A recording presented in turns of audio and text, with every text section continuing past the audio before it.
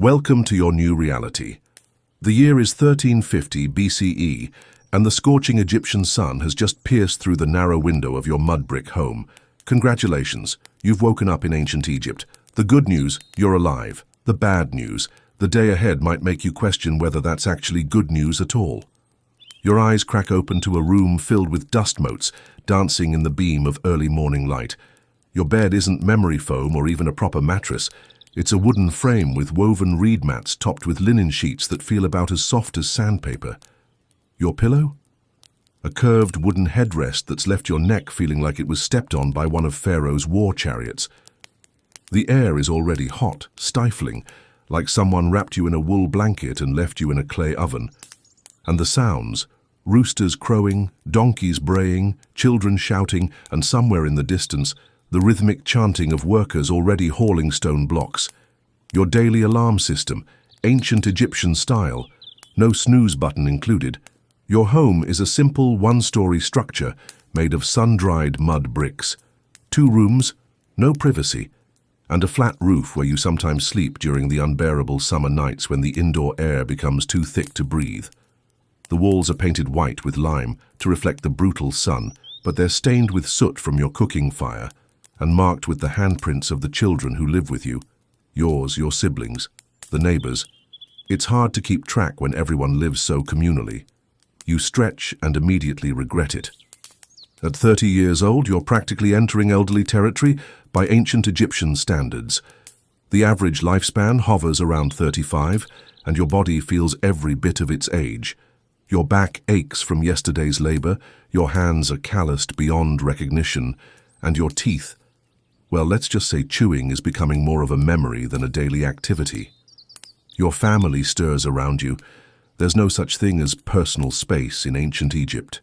Your spouse, children, possibly your parents, and maybe even a sibling or two all share this cramped dwelling. The concept of privacy won't be invented for another 3 millennia, so get comfortable with your neighbors, knowing exactly when you argue, make love, or have trouble with your digestion. As you rise from your reed mat, your bare feet touch the packed earth floor, still cool from the night but rapidly warming. There's no ceramic tile, no hardwood, just dirt swept smooth each day in a losing battle against the ever-present sand that infiltrates every corner of Egyptian life. You step carefully around sleeping bodies, navigating by memory in the dim light. Welcome to morning in ancient Egypt, where your day hasn't even properly begun, and you're already sweating, aching, and wondering if reincarnation might offer better accommodations next time around. But there's no time for such philosophical musings. The Nile waits for no one, and neither does your empty stomach. Nature's call doesn't wait for convenience, and in ancient Egypt, answering it is an adventure all its own. No pristine porcelain thrones here, no scented toilet paper, and definitely no privacy doors with locks. Just the urgent need and some less than appealing options. If you're living in a slightly upscale home, you might have a designated area, essentially a limestone seat positioned over a basin filled with sand. When it's full, someone, probably not you if you have any status, empties it. If you're among the majority, however, you're using a simple pottery bowl or heading to the designated corner of the courtyard. The wealthy might have copper basins with wooden seats, the closest thing to luxury and waste management. For the average Egyptian, communal toilets exist in some areas, simply a trench with foot platforms on either side. Imagine squatting over a ditch while making casual conversation with your neighbor, doing the same thing an arm's length away. Morning greetings took on a whole new level of intimacy. And wiping. Consider yourself lucky if you have papyrus scraps. Most make do with rags, stones, or, brace yourself, a handful of sand. Desert living provides built-in exfoliation whether you want it or not. Once that's handled, it's time for the morning wash. Cleanliness is actually highly valued in Egyptian culture, one of the few bright spots in your daily routine. You head to the water jar kept in the coolest corner of your home. The water, drawn from the Nile yesterday, has deposited a layer of silt at the bottom, which is generally ignored. You splash your face, run wet hands through your cropped hair. Long hair is impractical in this heat unless you're wealthy enough for servants to maintain it. And rinse your mouth. If you're a farmer or laborer, This quick rinse might be all you get. If you're of higher status, you might enjoy a more thorough wash, with a servant pouring water over you as you stand in a shallow stone basin. Soap? Not exactly. You use natron, a naturally occurring mineral salt, mixed with oil. It forms a slippery paste that removes dirt and sweat, but leaves your skin feeling like you rubbed it with chalk and grease. Your teeth get attention too, though not the minty fresh kind you might hope for. You chew on a frayed twig from the Salvadora persica tree, nature's toothbrush with mild antibacterial properties. Some Egyptians make a powder of crushed eggshells and oxen hooves mixed with myrrh. It gets your teeth cleanish, but the taste makes you question whether bad breath might be the better option. Despite these efforts, your body odor is a constant companion in the Egyptian heat. To combat this, you apply scented oils if you can afford them: lotus, cinnamon, or myrrh. The poorest make do with simple palm oil. It doesn't eliminate odor so much as layer a new smell on top of the existing one. Your hair receives similar treatment, oils to keep it from becoming a brittle, sun-damaged mess. If you're wealthy, you might wear a wig for special occasions, made from human hair or plant fibers, heavily styled with beeswax and oils. Otherwise, your natural hair is kept short and manageable. With these basic ablutions complete, you're as clean as you're going to get in a world without plumbing, commercial soap, or deodorant. The nearest you'll come to feeling truly clean is a dip in the Nile, which comes with its own risks of crocodiles, parasites, and whatever's been dumped upstream. But that's a luxury for another time. Right now, your empty stomach is making demands that can't be ignored. Your stomach growls with all the ferocity of a temple lion. Time for breakfast, ancient Egyptian style. Forget your avocado toast and caramel macchiatos. You're about to experience flavor profiles that range from surprisingly edible to, is this actually food? The centerpiece of your morning meal is bread. Not the fluffy, pre-sliced wonder you might be used to, but dense, gritty loaves that could double as building materials in a pinch. The flour is stone ground, which means tiny rock particles are embedded in every bite. Great for wearing down your teeth, not so great for enjoying your meal. The bread is often flat, sometimes sweetened with dates or honey if you're having a good day. Most of the time, it's just plain, chewy sustenance that tastes like dusty effort. If you're among the poorest Egyptians, this bread might be your entire breakfast, perhaps dipped in a thin beer to soften it enough not to damage your remaining teeth. If you're slightly better off, you might add onions, garlic, or some beans to the mix. The wealthiest Egyptians start their day with bread, accompanied by eggs, fish, or even meat, seasoned with herbs and spices that cost more than a laborer earns in a month. Speaking of beer, yes, that's your morning beverage. Water directly from the Nile is risky business, teeming with things you can't see but will definitely feel later. Beer, having been boiled during brewing, is actually safer. It's not the high-alcohol craft beer of modern times. This is a cloudy, thick, nutritional beverage with just enough alcohol to kill pathogens, but not enough to impair your work. Everyone drinks it, men, women, even children. Think of it as a slightly alcoholic liquid bread. Delicious? Debatable. Necessary? Absolutely. Your beer comes in a clay pot, still holding the remnants of yesterday's sediment. You strain it through your teeth, the ones you still have, catching the floating bits of grain while swallowing the murky liquid. It's room temperature, of course. Refrigeration is about 200 years in the future. If you're fortunate, your breakfast might include some fruit, dates, figs, or grapes when in season. But these are often saved for later in the day or reserved for those of higher status. For most Egyptians, morning sustenance is functional rather than enjoyable, designed to fuel your body for the labor ahead rather than please your palate. Dairy makes an appearance occasionally in the form of soft cheese made from goat or cow milk and often salted heavily as a preservation method. It's tangy, sometimes a bit rancid, and a welcome protein source when available. The entire meal is eaten quickly with your fingers, possibly while standing or squatting on the ground. Dining tables are for the wealthy. You share the food with your family from common vessels, grabbing what you can before it's gone. Table manners consist mainly of not taking more than your fair share and keeping the flies off the communal food. As you wash down the last of your gritty bread with a final swig of warm beer, you realize the sun has fully risen. It's not just a new day, it's another test of survival in one of history's most advanced yet physically demanding civilizations. And now properly fueled, if not exactly satisfied, it's time to dress for the day ahead, a process that's both simpler and more complex than you might imagine. Time to get dressed, and here's where ancient Egypt offers a rare advantage: simplicity. No agonizing over outfit choices, no struggling with buttons or zippers, and definitely no ironing. Egyptian fashion is minimalist by necessity, in a climate where the temperature regularly climbs above 100 degrees Celsius. If you're a common man, your entire wardrobe consists of a loincloth, the shendaiti. It's basically a rectangular piece of linen wrapped around your waist and between your legs, secured with a belt. That's it. Your chest, arms and legs remain bare, exposed to the baking sun. The good news? It's breezy. The bad news? Sunburn is a constant companion, and your skin has the leathery texture to prove it. Women have slightly more coverage with a simple shift dress, a rectangular piece of linen folded and sewn up the sides with holes for your head and arms. It hangs straight from your shoulders to your ankles with no shaping or tailoring. On special occasions, you might add a colored belt or a shawl, but that's the extent of fashion variety for most Egyptian women. Children often wear nothing at all until puberty. It's practical in the heat and saves precious linen for the adults who must maintain some dignity in public. If you're wealthy, your clothing is made from finer linen with more complicated pleating and perhaps some embroidery. You might own several garments rather than just one or two.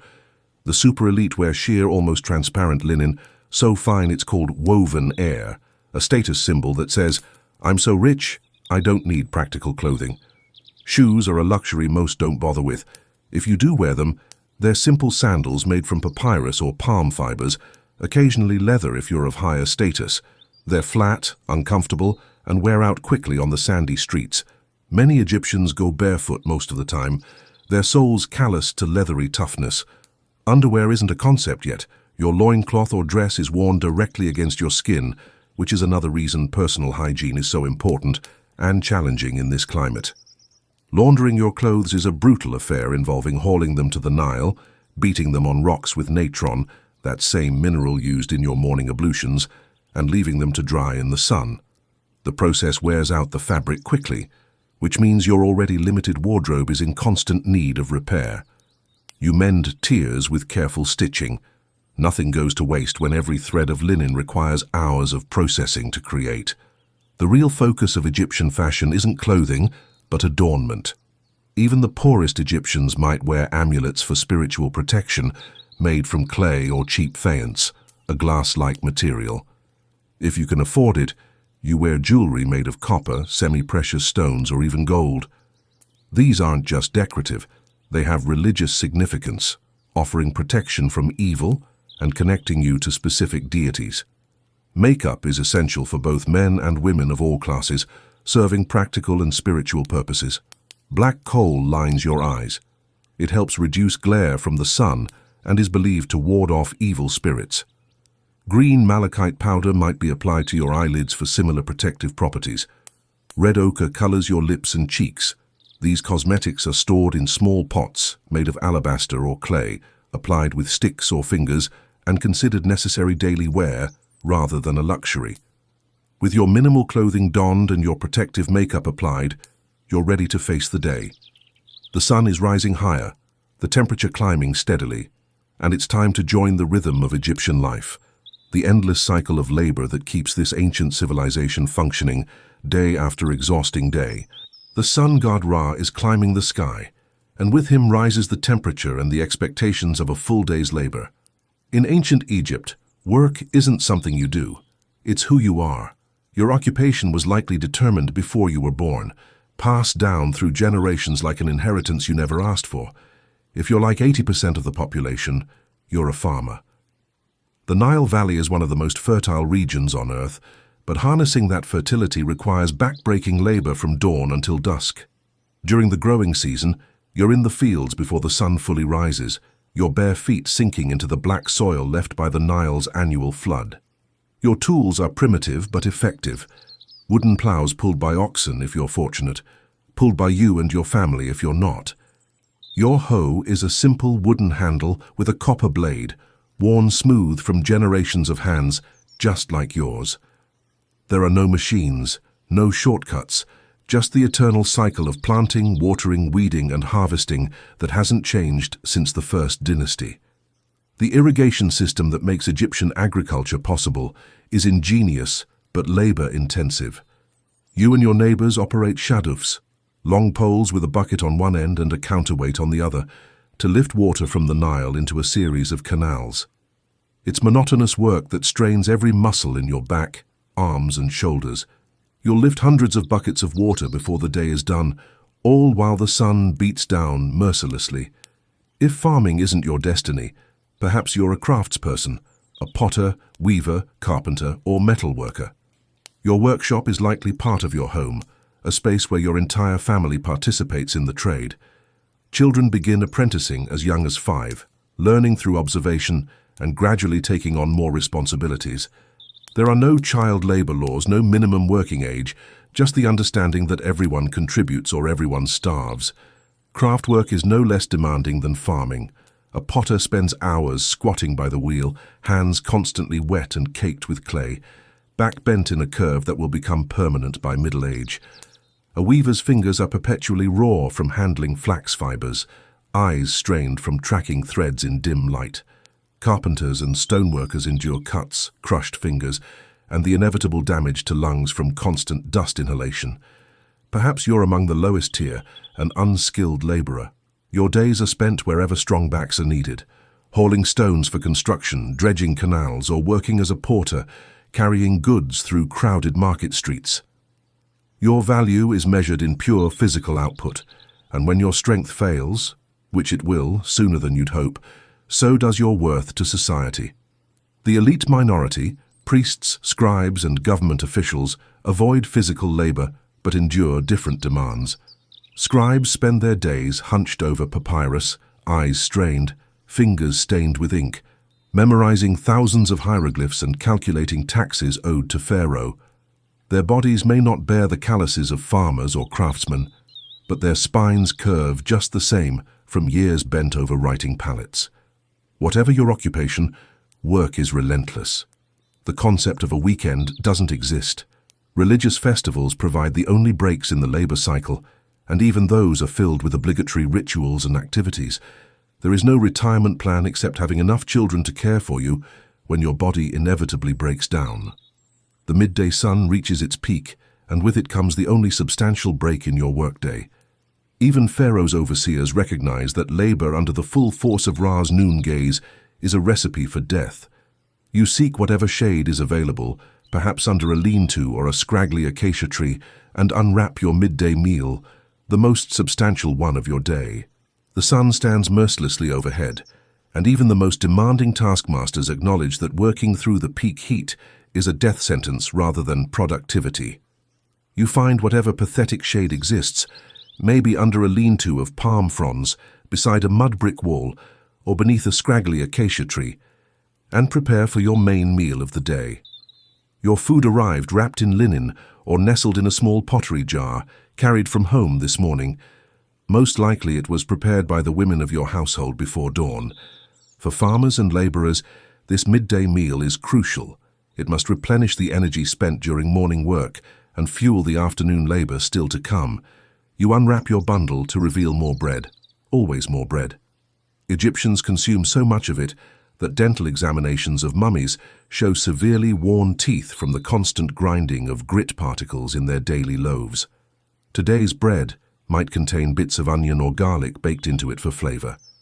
If you're fortunate, there's a piece of dried fish alongside it, most likely from the Nile, catfish, perch, or tilapia preserved with salt. Vegetable portions might include leeks, lettuce, cucumbers, or radishes, eaten raw and dipped in salt. Pulses like lentils or chickpeas provide protein for those who can't afford meat daily, which is most people. These might be mashed into a paste reminiscent of modern hummus, seasoned with garlic, salt, and perhaps a drizzle of precious olive oil if you're of higher status. Fruit, when available, is a welcome treat. Fresh dates, figs, or pomegranates in season, dried versions when not. The natural sugars provide quick energy for the afternoon work ahead. Nothing is wasted. Even date pits are collected to be ground into animal feed or fuel for fires. You wash it all down with more beer, carried in a clay jar that's kept moderately cool by the evaporation of water from its porous surface. The beer is thicker than breakfast's batch, more nutritious, with bits of partially dissolved bread still floating in it. It's filling, relatively safe to drink, and provides both hydration and calories. The meal is eaten quickly, with little conversation. Your hands serve as both utensils and napkins, occasionally wiped on your shendit when they become too sticky. Etiquette is minimal. Don't take more than your share, don't waste a crumb, and be grateful for whatever you have. Even the wealthy, who might enjoy roasted goose or beef at this meal, observe similar conventions, though they may have the luxury of servants waving fans to keep flies away and provide cooling breezes. Around you, your fellow workers share similar meals, some trade portions, a bit of fish for extra fruit, an onion for a sweeter date. Food is currency in its own right, sometimes more valuable than the actual copper deben that serves as Egypt's money. All too soon, the short respite ends. The overseer signals, or perhaps it's just your ingrained sense of time telling you that the shadows are shortening, that Ra's chariot is beginning its afternoon journey, and that the demands of Egyptian life wait for no one. You carefully collect any crumbs, wrap any leftovers, though there rarely are any, and prepare to return to the fields, workshop, or construction site.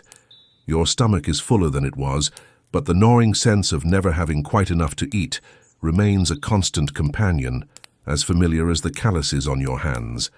The afternoon's work will be hotter, more grueling, and seemingly endless. But for now, in this brief moment of rest, with the taste of onions and beer still on your tongue, you've experienced one of the few daily pleasures available to an ordinary Egyptian, a moment of respite and nourishment in a life defined by toil.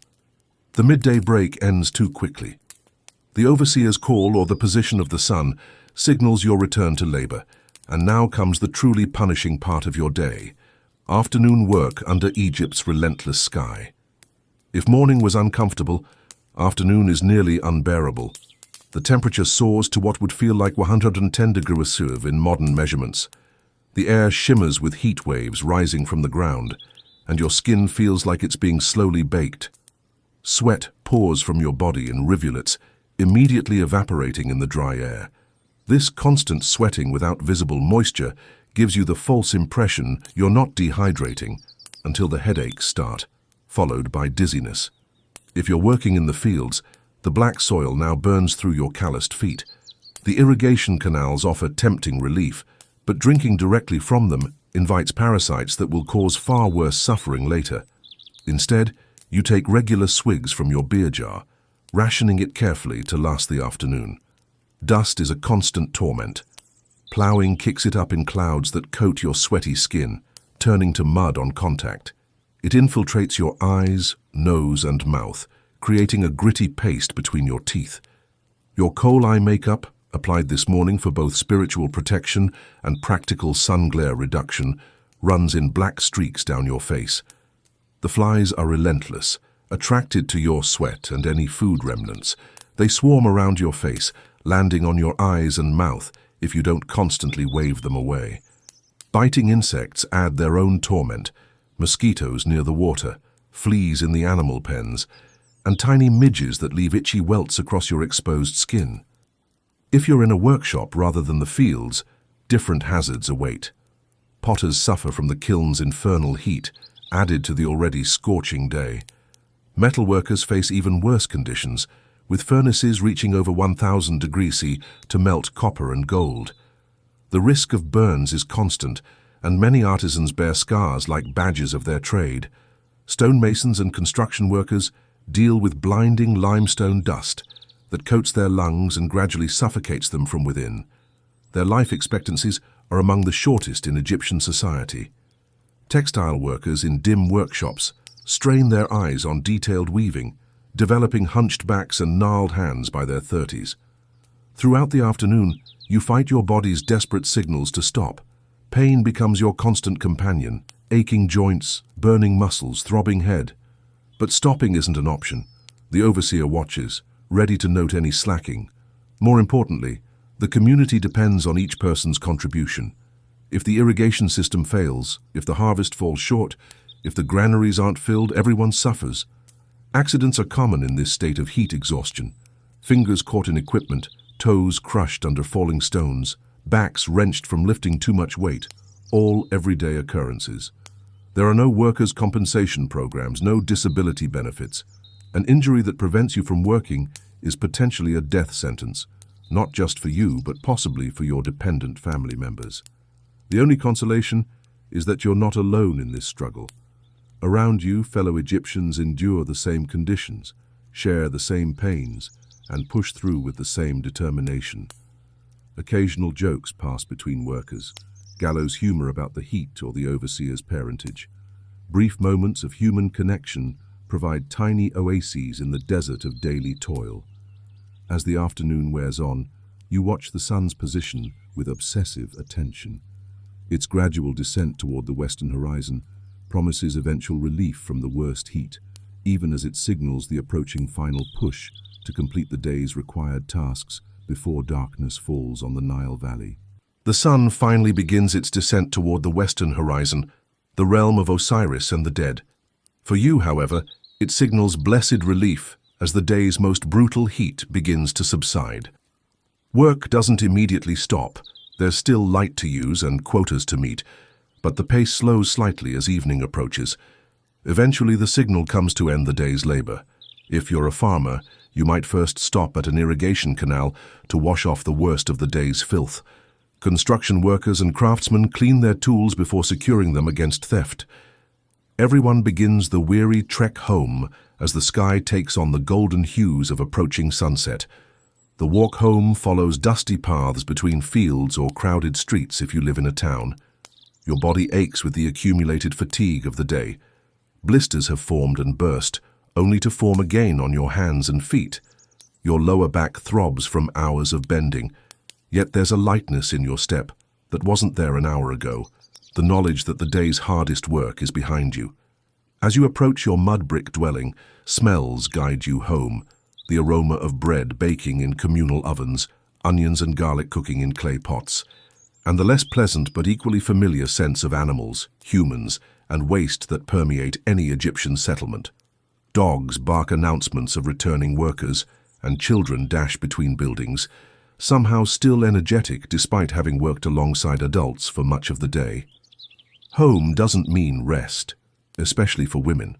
While men might collapse onto mats or gather in small groups to socialize, women transition immediately to domestic labor, preparing the evening meal, tending to younger children, weaving by failing light to create or mend the family's minimal clothing. The Egyptian home operates in constant motion until darkness forces stillness. The evening meal is similar to lunch, but usually smaller, more bread, perhaps beans or lentils in a stew, vegetables in season, and beer to wash it down. Meat remains rare for common people, appearing perhaps once a week or only during festivals. The family eats together, sharing from common bowls, using bread as both food and utensil to scoop up stews or mashes. Conversation during the meal centers on practical matters: what needs fixing in the home, which child has outgrown their clothes, whether the neighbor's cow is available for breeding with yours. Discussion might turn to upcoming religious festivals or news from other villages carried by traders. Political conversations are rare and dangerous. Pharaoh's ears are everywhere, and criticism of the divine king is both blasphemy and treason. After eating, as daylight fades, oil lamps provide minimal illumination, small clay dishes with linen wicks floating in vegetable oil. The light is dim, flickering and smoky, barely sufficient for essential tasks. Most activities stop when the sun sets because lamp oil is expensive and fires are dangerous in homes made of dried plant materials.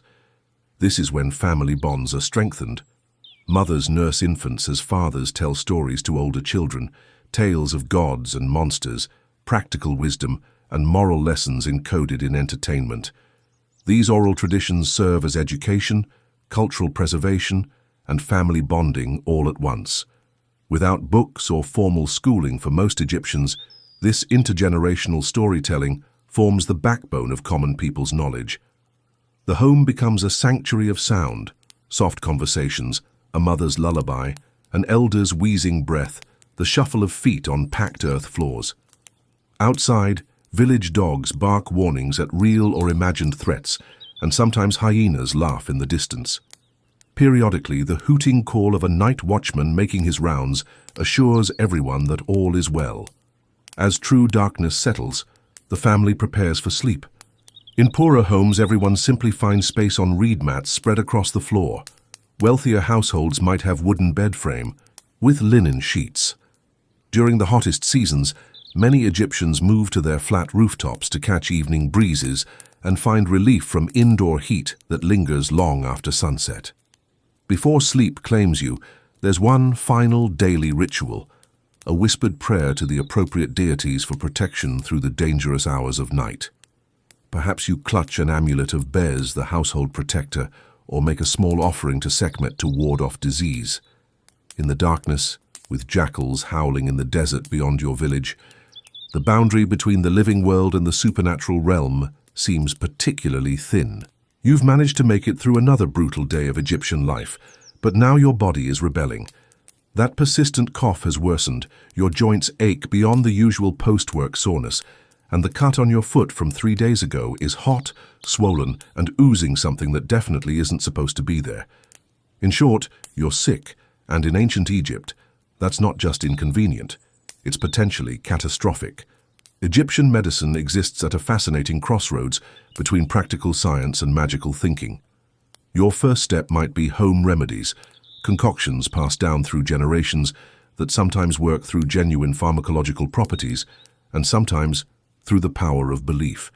Honey for cough's antibacterial properties, willow bark for pain, contains salicin similar to aspirin, garlic for infections, antimicrobial compounds. These treatments have actual value, though no one understands exactly why.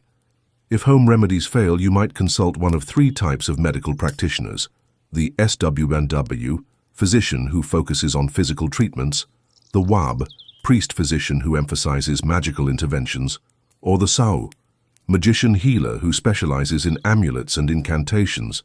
Your choice depends partly on the nature of your illness and partly on what you can afford. The SWNW examines you with surprising thoroughness. Egyptian physicians are among the most advanced in the ancient world. They take your pulse, the first civilization known to do so, inspect your urine and feces, and palpate painful areas. They understand the concept of the circulatory system, recognizing that the heart pumps blood through vessels throughout the body, knowledge that will be lost for thousands of years after Egypt's decline. Diagnosis, however, is where science meets supernatural. Your symptoms might be attributed to wandering uterus, if you're female, blocked channels where life energy should flow, or possession by malevolent spirits.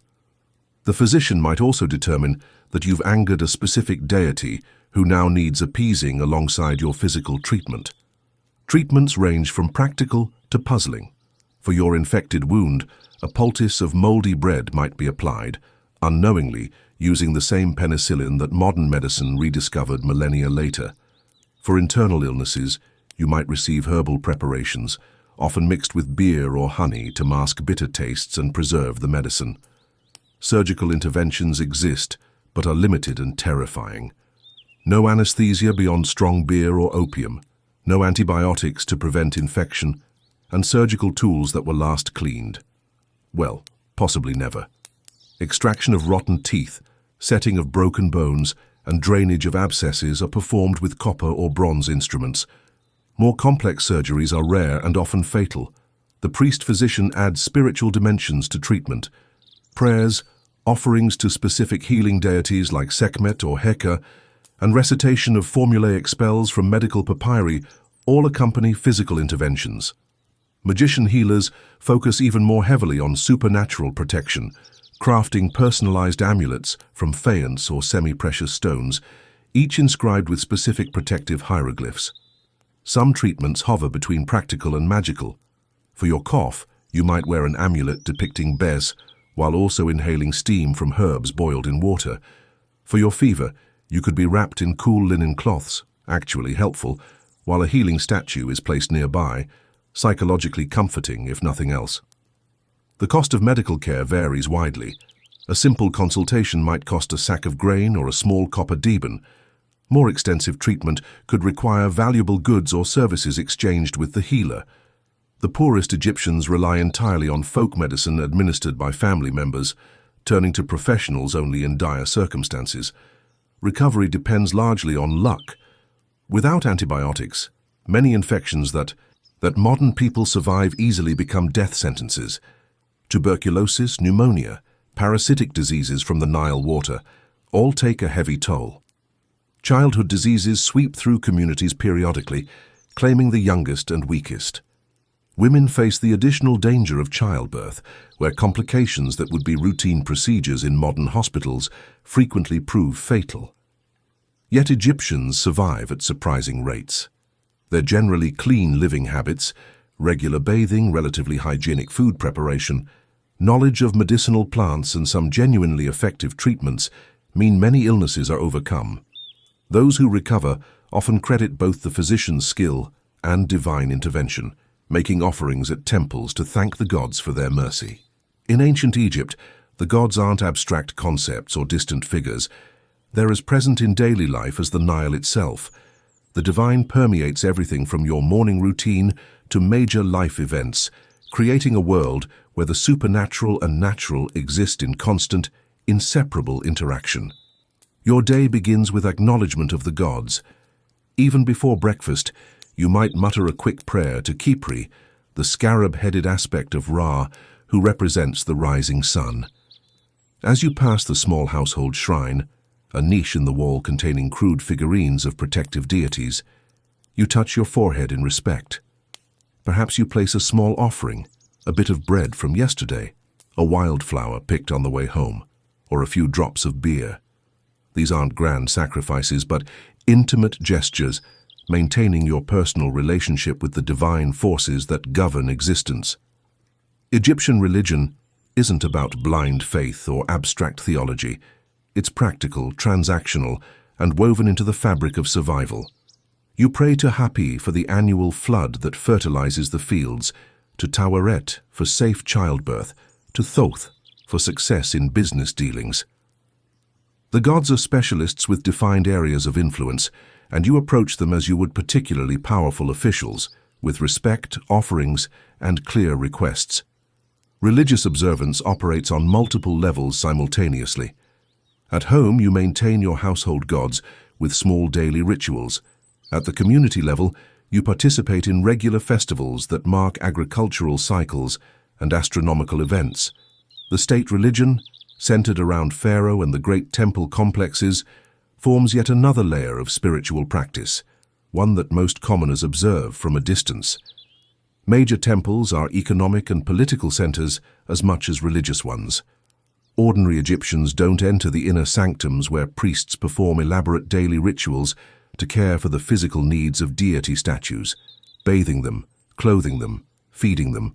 Instead, you participate in the outdoor portions of festivals when the god's statue might be carried in procession through public areas, a rare opportunity to be near the divine presence. Religious festivals punctuate the agricultural year, providing both spiritual renewal and precious breaks from labor. During Opet, celebrating the divine marriage of Amun and Mut, you might receive extra food rations and beer. During Wepet Renpet, the New Year celebration coinciding with the Nile's annual flood, you participate in rituals of renewal and purification. Magic is indistinguishable from religion and medicine in Egyptian thinking. The hieroglyph for doctor, priest, and magician share common elements, reflecting their interconnected roles. When you wear an Eye of Horus amulet to protect against disease, or carve a small figure of Taweret on your bedpost to ensure fertility, you're participating in Heka, Egyptian magic, a legitimate and recognized form of interacting with cosmic forces. The supernatural world exists alongside the physical one, sometimes literally. Your home might be built with intentional niches and features to accommodate benevolent household spirits. You might leave small offerings for entities that aren't quite gods, but still require acknowledgement, ancestral spirits, local protective forces, or minor deities of the threshold and hearth. Death is never far from Egyptian consciousness, and preparations for the afterlife influence daily decisions. Even as a commoner with no hope of elaborate mummification or decorated tomb, you set aside resources for funeral rites when possible. You teach your children the proper prayers and offerings for when you become an ancestral spirit requiring their attention. The dead aren't gone.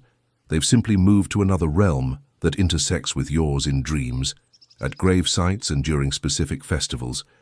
Omens and divination form part of your decision-making process. A bird flying into your home might be interpreted as a message from the gods. Dreams require careful attention, as they could contain warnings or instructions from deities or ancestors. Professional dream interpreters exist for particularly troubling or significant visions. For all this supernatural involvement, Egyptian religion contains surprisingly little emphasis on personal moral development or afterlife judgment based on earthly behavior. While the famous weighing of the heart ceremony appears in funerary texts, daily religious practice focuses more on maintaining cosmic order, mahat, through correct ritual actions than on individual moral perfection. As night falls and you prepare for sleep, you whisper one final prayer to the protective deities of darkness. Bes to guard your household, Nuit the sky goddess to watch over you until Ra returns in the morning. In a world filled with dangers, both seen and unseen, maintaining good relations with the divine realm isn't superstition, it's survival. The family unit forms the core of Egyptian social life, extending beyond the nuclear family, to include multiple generations and even servants or slaves in wealthier households. Your immediate family typically consists of you, your spouse, and your children, perhaps 4 to 6, though infant mortality means some may not survive to adulthood. Marriage in ancient Egypt is primarily a practical arrangement rather than a religious sacrament. There's no formal ceremony as we understand it today. Moving in together and declaring yourselves married to the community is often sufficient. While some administrative records might acknowledge the union, especially for property-owning classes, most marriages are social rather than legal contracts. You likely married young, perhaps around 14 for women and 16-20 for men. The compatibility of your horoscopes might have been considered, and some token gifts may have been exchanged between families, but elaborate dowries aren't common practice. Your parents probably arranged your marriage, especially if you're female, though you might have had some say in the matter. Unlike the rigid marriage practices of later civilizations, divorce in Egypt is relatively straightforward. Either party can initiate it, though property division favors the husband unless specified otherwise in a marriage contract. Divorced women typically return to their family homes or establish independent households if they have the means. Your children are valued both emotionally and as practical contributors to the household economy. From around age 5, they begin helping with appropriate tasks. Girls assisting with textile work and food preparation, boys learning their father's craft or agricultural skills. Formal education is rare, except for scribal families or those with specialized professions. The infant mortality rate shapes family dynamics profoundly. You might name a child only after they've survived the dangerous first weeks of life. Despite this pragmatism, Egyptian parents demonstrate deep affection for their children in surviving letters and artwork. Children are seen as a blessing from the gods, particularly Bes and Taweret, who protect mothers and infants. Extended family plays a crucial role in your daily life. Grandparents, if they've survived, live with your family, contributing their wisdom and labor while receiving care in their old age. Unmarried aunts or uncles might also reside in your household. This extended family structure provides crucial social security in a world without pensions or institutional elder care. Your home reflects this extended family structure. Rather than being built for privacy, Egyptian houses are designed for communal living, with interconnected rooms and shared spaces. As your family grows, additions might be built onto the basic structure, creating somewhat organic, sprawling compounds in established neighborhoods. Family obligations extend to the deceased as well.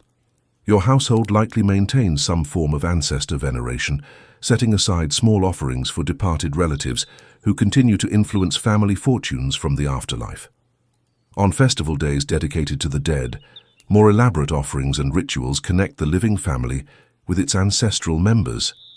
Gender roles within the family are well defined but more flexible than in many ancient societies. While men generally work outside the home and women manage domestic affairs, women have significant legal rights. They can own property independently, initiate divorce, and pursue certain professions. This relative gender equality reflects the Egyptian cosmic view where male and female divine forces must exist in balanced partnership. Inheritance usually passes to sons, with the eldest son having special responsibilities toward his parents' funerary arrangements. However, daughters can inherit property too, especially if there are no sons. Your children's marriages will likely strengthen family alliances and economic connections rather than being purely romantic matches. Childhood in ancient Egypt is brief by modern standards. By age 12 to 14, your children begin taking on adult responsibilities. Coming-of-age rituals are minimal, perhaps a celebration when a boy first shaves or when a girl experiences menarche. The transition to adulthood is marked more by changing roles within the family economy than by elaborate ceremonies. As an Egyptian, your identity is intimately tied to your family lineage. When introducing yourself, you typically give your name followed by your father's name. Your family connections determine much about your social standing, occupational opportunities, and even your religious practices, with certain family lines associated with particular temple services or craft traditions. The rhythm of your life follows the Nile's annual cycle, so predictable that it forms the foundation of Egyptian civilization, yet so powerful that it demands constant respect and adaptation. The agricultural year divides neatly into 3 seasons, each approximately 4 months long. Akhet, inundation, Peret, growing, and Shemu, harvest. During Akhet, from roughly June to October, the Nile swells with water from monsoon rains in the Ethiopian highlands. Fields disappear underwater that can rise up to 20 feet above normal levels. This annual flood isn't a disaster but a blessing, depositing a fresh layer of nutrient-rich silt across the floodplain. During this period, you cannot work the submerged fields, instead turning to maintenance tasks, construction projects or corvée labor for temple or royal works. The floodwaters begin receding in Peret, roughly November to February, revealing moistened fields covered in fresh, fertile mud. This is the most labor-intensive period in your agricultural calendar. You and your neighbors rush to plow the still soft earth, often using teams of oxen to pull wooden plows through the soil. Sowing follows immediately, with barley and emmer wheat as your primary crops, supplemented by flax for linen, vegetables like onions and leeks, and legumes that help maintain soil fertility. Irrigation becomes crucial as the naturally deposited moisture begins to evaporate. Your community maintains networks of canals and basins engineered to maximize the flood's benefits, extending growing time into the dry season. Using a shaduf, a counterweighted lever system, you can lift water from lower canals to higher fields, though this labor-intensive process limits irrigation to essential crops. The final season, Shemu, roughly March to June, brings the harvest. You cut the grain with wooden sickles edged with flint or metal, working in teams to gather the crops before the rising temperatures and dry conditions can damage them. Threshing follows, with cattle driven over the harvested grain to separate kernels from chaff, followed by winnowing where you toss the mixture into the air so the breeze carries away the lighter chaff. Successful agriculture depends on communal effort and coordination. While you might farm a specific plot, you work alongside neighbors during critical periods, sharing labor and equipment. The field boundaries, temporarily erased by the flood each year, are re-established using measuring ropes and geometry, a practical application of mathematical principles that would eventually influence Greek thinkers. Tax assessors track your expected yield through nilometers, structures that measure the flood height to predict harvest abundance. In years of exceptionally high or low floods, you face either the threat of damaged infrastructure or potentially devastating crop failure. These are times when community stockpiles and the temple's grain reserves become vital social safety nets. Your agricultural tools are straightforward but effective, refined over thousands of years. The wooden plough, sometimes fitted with copper or bronze points, turns the soil without fully inverting it, appropriate for the light soils of the Nile Valley. Hoes manage smaller plots and irrigation channels. Sickles with serrated edges efficiently cut grain stems during harvest. Crop rotation and fallow periods help maintain soil productivity, though the annual silt deposit reduces the need for these practices compared to other ancient farming systems. You might grow clover or beans in fields that produced grain the previous year, both to restore nutrients and to provide fodder for livestock. Animals play critical roles in your farming practice. Cattle provide not only labor for plowing and threshing, but also manure for fertilizer, milk for sustenance, and eventually meat for special occasions. Sheep and goats convert inedible plant material into valuable protein and fiber. Even pigs, though considered somewhat unclean, provide efficient meat production in agricultural villages. The agricultural surplus you generate supports the entire Egyptian social system. Approximately 80% of the population works the land, producing enough to feed themselves, plus the specialized artisans, priests, administrators, and soldiers who don't directly produce food.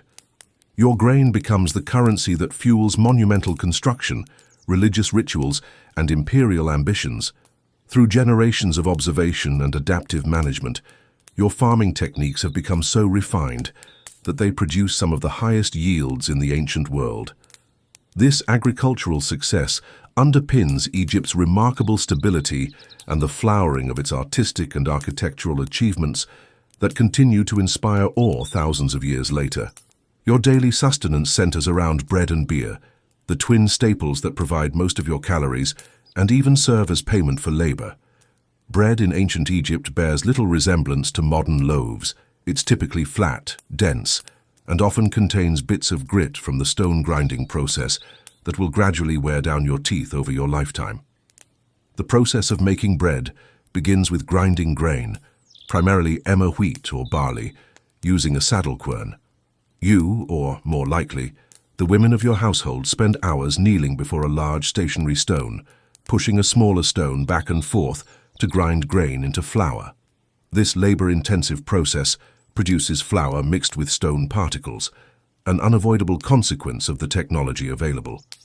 After sifting the flour through woven reed mats to remove the coarsest debris, you mix it with water to form a dough. If you're fortunate enough to have access to starter dough from a previous batch, your bread might be leavened, though most Egyptian bread is relatively flat. The dough might be enhanced with honey, dates, fruit, or seeds, depending on your resources and the occasion. Baking occurs in communal ovens rather than individual households, conical clay structures heated with dried dung or wood, where the dough is slapped against the hot interior walls to cook. The resulting bread serves not only as food, but as an edible implement, useful for scooping other foods or soaking up broths and stews. Beer complements bread as your primary beverage, consumed by everyone from children to elders.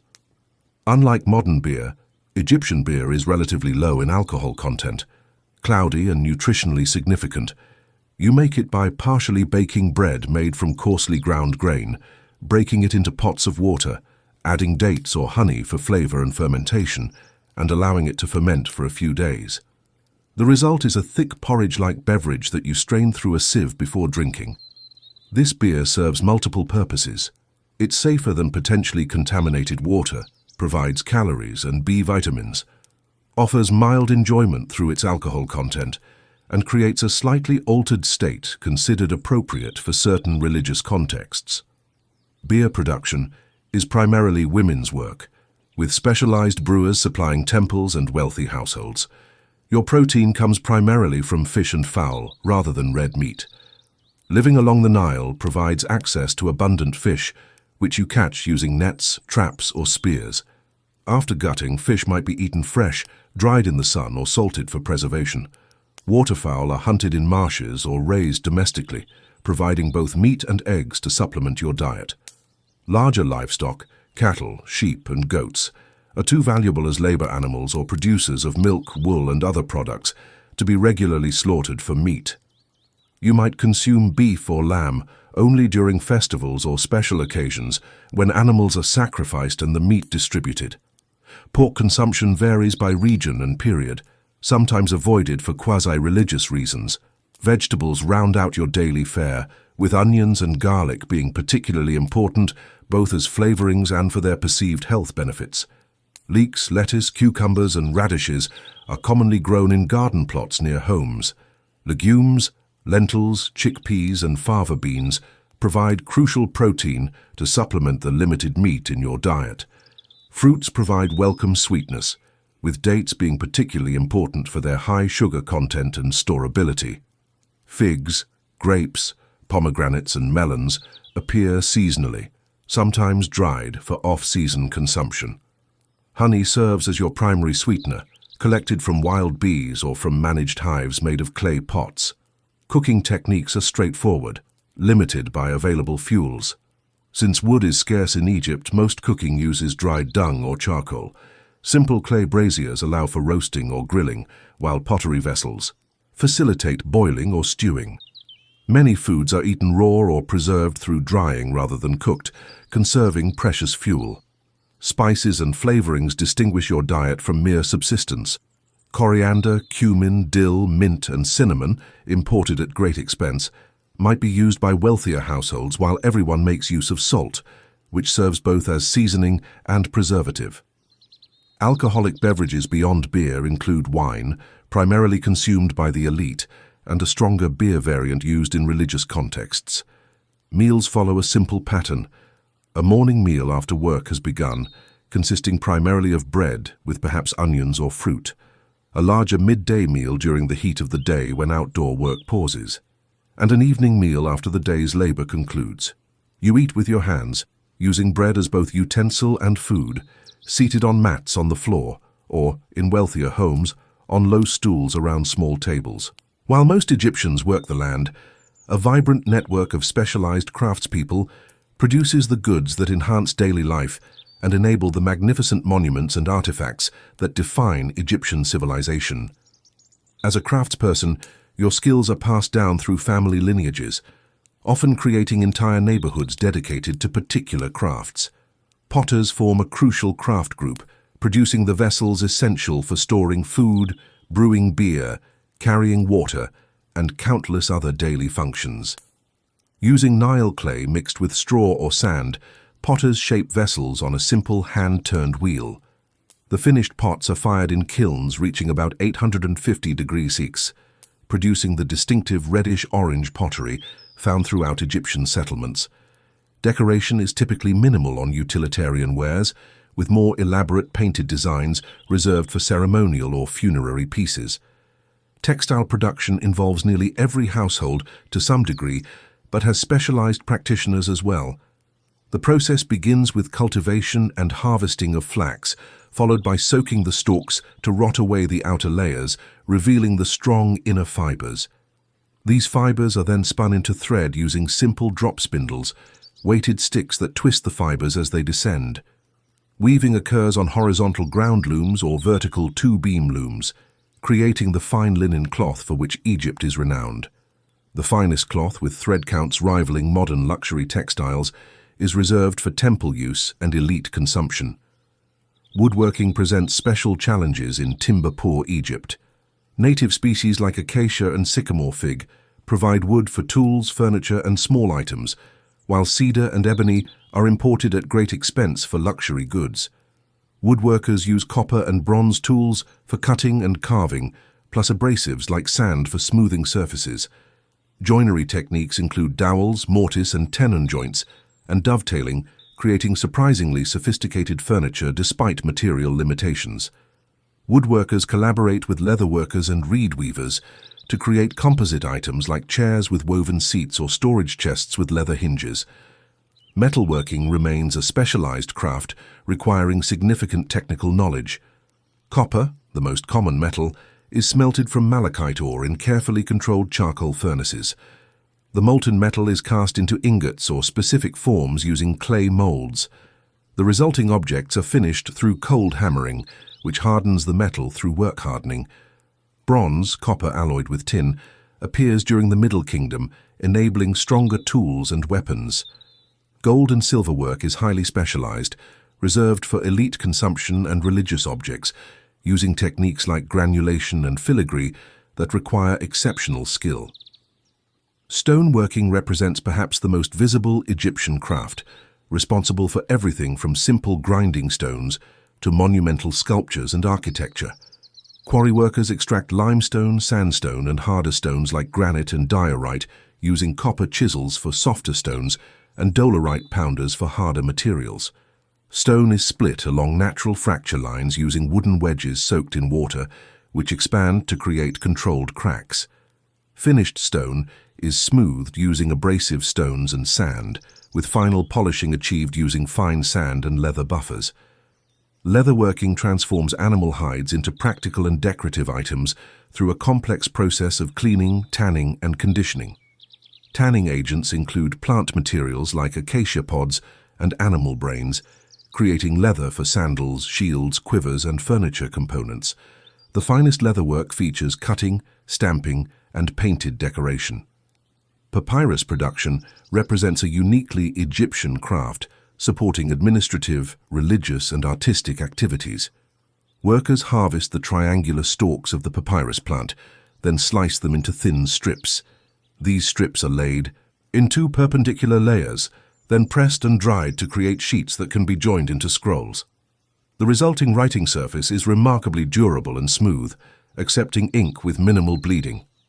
Scribes occupy a privileged position in the craft hierarchy, requiring years of training to master the complex hieroglyphic writing system. Beginning around age 9, scribal students memorize hundreds of signs and practice proper brush techniques using ostraca, pottery sherds, before graduating to papyrus. A successful scribe might work for temples, noble households, or the royal administration, enjoying job security, status, and exemption from physical labor. Craftspeople typically organize into workshops rather than individual practices, with master craftsmen overseeing apprentices and journeymen. These workshops might be attached to temples, royal establishments, or noble households, with craftspeople receiving rations rather than monetary payment for their work. Independent workshops exist in urban centers, producing goods for general consumption and operating within Egypt's complex system of barter and in-kind payment. The transmission of craft knowledge occurs primarily through apprenticeship within families rather than formal education. Children begin learning their family craft from an early age, gradually assuming more responsibilities until they master the techniques. This system preserves specialized knowledge across generations, but limits social mobility as craft identities become deeply embedded in family traditions and social structures. Your home reflects both practical necessity and Egyptian cosmology, an earthly structure that mirrors divine order. Whether you're a farmer in a rural village or an artisan in a larger settlement, your dwelling follows patterns established millennia ago and refined through generations of adaptation to Egypt's distinctive environment. The most common housing material is mud brick, an ingenious solution to Egypt's scarcity of wood and abundance of Nile silt. You or your neighbors make these bricks by mixing mud with straw, which acts as a binding agent, shaping the mixture in wooden molds, then leaving them to dry in Egypt's reliable sunshine. The resulting bricks are surprisingly strong and durable when kept dry, though they require regular maintenance to counter the effects of erosion and occasional rainfall. The layout of your home depends largely on your social status and profession. If you're among the vast majority of farming families, your house might be a simple 1- or 2-room rectangular structure. A central door leads into the main living space, which serves multiple functions throughout the day: sleeping area at night, workspace during the day, dining area at mealtimes. A small secondary room might serve for storage or additional sleeping space. More prosperous households occupy larger structures with specialized rooms arranged around a central courtyard. This courtyard functions as an outdoor living room where much daily activity occurs: cooking, crafts, socializing, taking advantage of natural light while providing shade from the harsh sun. The courtyard might contain a small shrine to household deities, a mud oven for baking, and perhaps a tree for additional shade. The roof of your home serves as additional living space during cooler evenings, accessed by an exterior staircase or ladder. Here you might sleep during hot summer nights, taking advantage of cooling breezes absent inside the thick-walled structure. The roof also provides space for drying fruits, vegetables, and grains for storage. Interior walls might be plastered with mud and limestone wash, occasionally painted in simple geometric patterns if you can afford the luxury. Floors are typically packed earth, perhaps covered with reed mats in sleeping areas. Windows are small and positioned high on walls to minimize heat gain while still providing ventilation, an early form of passive cooling that keeps interiors surprisingly comfortable despite the desert climate. Furniture is minimal by modern standards but functional. You likely sleep on a platform bed raised slightly off the floor, constructed of wooden frames with woven reed or rope supports. Wealthier households might have proper wooden beds with linen sheets and headrests, curved wooden or stone supports that elevate your head while sleeping, preserving elaborate hairstyles and keeping your head symbolically oriented toward the heavens. Storage consists primarily of baskets, pottery vessels, and wooden chests placed along walls or in dedicated storage rooms. In the absence of closets or extensive cabinetry, household goods are kept in these containers or on simple shelves built into wall niches. Clothing and valuable items might be stored in wooden boxes, sometimes decorated with carved patterns or painted designs, if you're among the more prosperous classes. Lighting comes from simple oil lamps, small pottery vessels filled with castor or linseed oil with reed or linen wicks.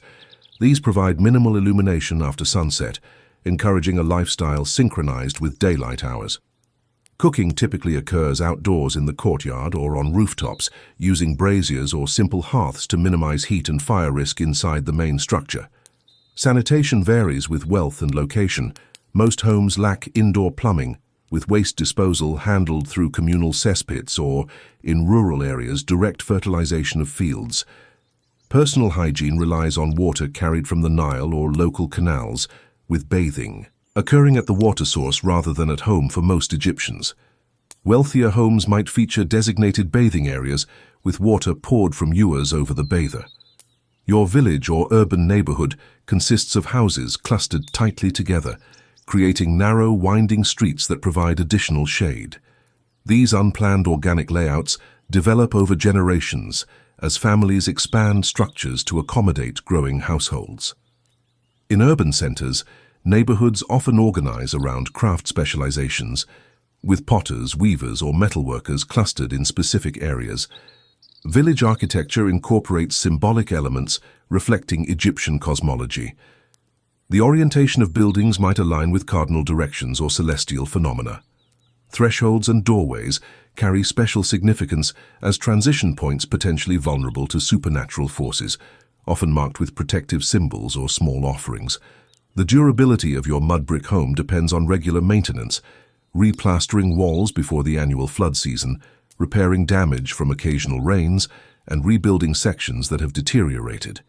This ongoing care creates a relationship between dweller and dwelling, with houses evolving and adapting through generations of family occupation. The Egyptian economy operates primarily through barter and redistribution rather than currency, creating networks of exchange that connect households to local markets and link Egypt to distant lands. As you navigate this system, you rarely use anything resembling money until very late periods, instead trading goods and services directly or through intermediate valuations.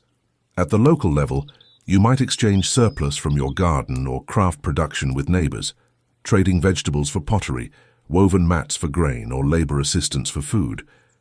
These informal exchanges strengthen community bonds while addressing immediate needs without requiring standardized currency or formal marketplaces. For more complex exchanges, certain commodities serve as units of value. Grain functions as the most common measure, with standard quantities of wheat or barley establishing the relative worth of other goods. A worker's daily ration might be calculated as a specific volume of grain, then potentially paid in bread, beer, oils, or other goods of equivalent value. Metal pieces, specifically copper Deben weights, sometimes serve as value standards without functioning as currency in the modern sense. Formal marketplaces exist in larger settlements, typically open-air spaces near the riverfront or central areas where sellers display goods on mats or simple stalls. These markets operate on designated days, attracting people from surrounding areas. If you're selling at market, you vocally advertise your wares and negotiate prices through animated bargaining rather than displaying fixed values. Payment comes as goods in return. Rarely will you exchange actual metal for your products. The marketplace buzzes with social activity beyond mere economic function. It's where news spreads, marriages are arranged, and community bonds reinforced. Officials might be present to collect taxes, resolve disputes, or ensure proper weights and measures. The standardization of weights is critical for fair trade, with stone weight sets carefully calibrated to official standards maintained in temples. Long-distance trade operates primarily through institutional structures rather than individual merchants. Temples and the royal administration dispatch expeditions to obtain resources unavailable in Egypt. Incense from Punt, modern Somalia, Ethiopia, cedar from Lebanon, gold from Nubia, lapis lazuli from far-distant Afghanistan. These are not commercial ventures in the modern sense, but quasi-diplomatic missions, often combining resource acquisition with political displays of Egyptian power. Private merchants do exist, particularly in later periods and in port cities like Memphis or Alexandria, but they typically operate under royal license or temple affiliation rather than as fully independent entrepreneurs. If you're involved in trade, you might manage a small team of porters and donkeys moving goods between regional centers, working within established systems rather than creating new commercial networks. Foreign traders occasionally appear at Egyptian ports or designated border markets, bringing exotic goods that enter the Egyptian economy through controlled exchanges. Greek, Phoenician, and Mesopotamian merchants bring olive oil, wine, timber, and manufactured goods, departing with Egyptian grain, papyrus, linen, and luxury crafts. These interactions are carefully monitored by officials who record quantities, assess taxes, and ensure compliance with Egyptian commercial protocols. Record-keeping forms a crucial component of Egyptian commerce. Scribes meticulously document transactions, inventories, and distributions in a system of institutional accountability that leaves little to memory or verbal agreements. These records, preserved on papyrus and ostraka, create an administrative apparatus that enables the movement of resources across Egypt's centralized economy. The harvest tax represents the most significant economic transaction for most Egyptians. Assessment of: officials measure your fields before harvest to estimate expected yield, then collect approximately 20% of production for the state and temple systems. This tax grain flows to storage facilities controlled by the administration, later redistributed to support non-agricultural specialists, state projects, and emergency reserves. Credit exists in a limited form, primarily as advance payments against future harvests or production. Temples sometimes function as proto-banks, advancing seed grain to farmers after poor harvests, to be repaid with interest after the following season. These arrangements are formalized through written contracts, often with steep penalties for non-payment that could include property seizure or personal servitude. Price controls sometimes appear during times of scarcity, with officials setting maximum values for essential commodities to prevent exploitation.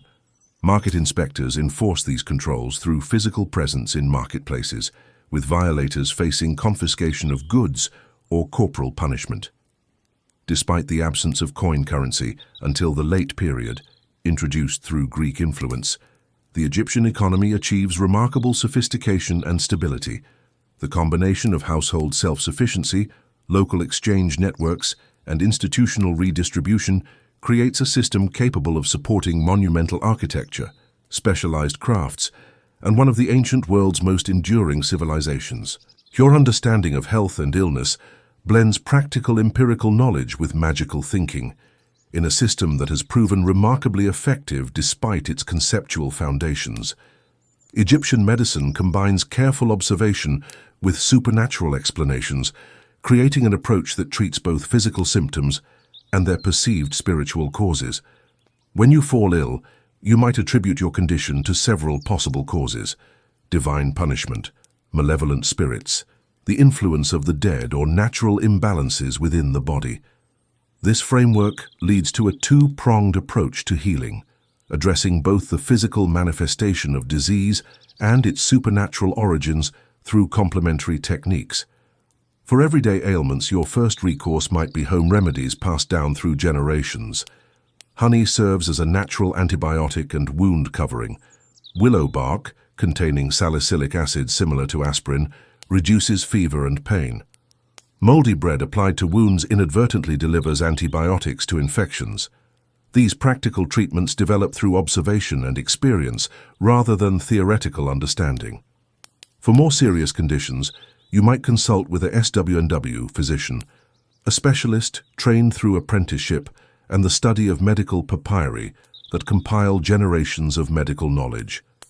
The physician begins with examination and diagnosis, carefully noting symptoms and comparing them to documented cases.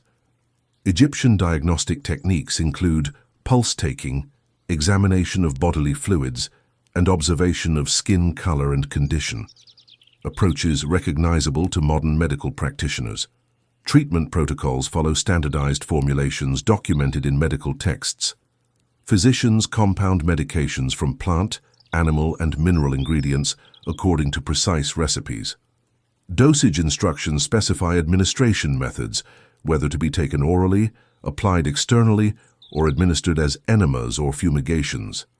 These pharmaceuticals range from effective herbal medicines to more dubious concoctions including animal dung or fat, believed to drive away disease-causing entities.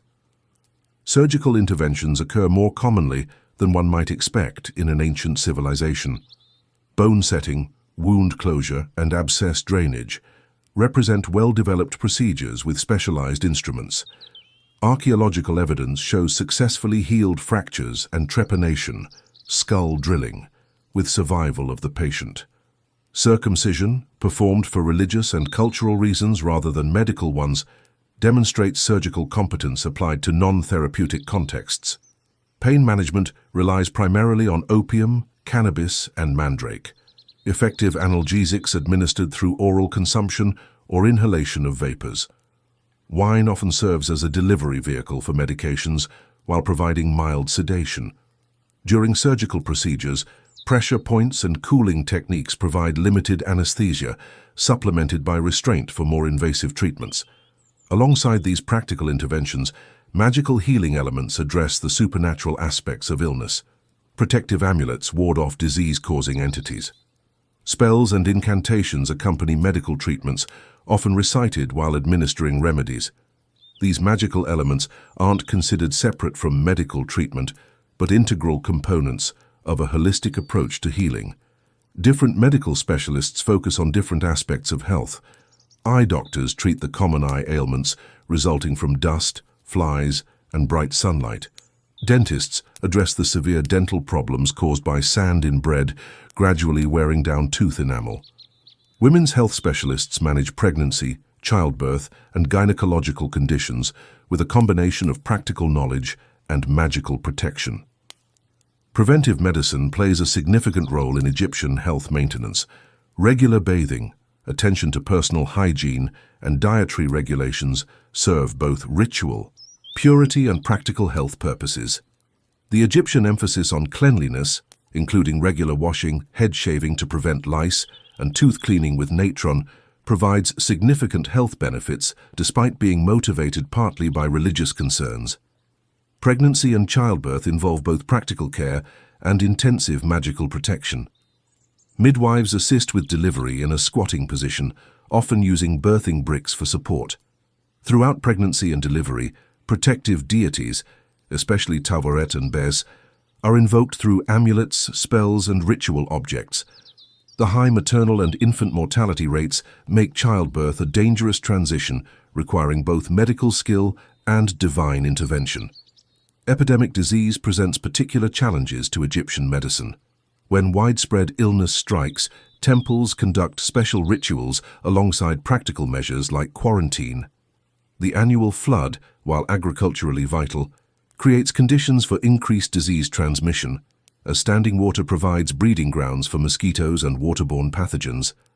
Life expectancy remains short by modern standards, perhaps 30-35 years on average, with successful individuals reaching their 50s or occasionally 60s.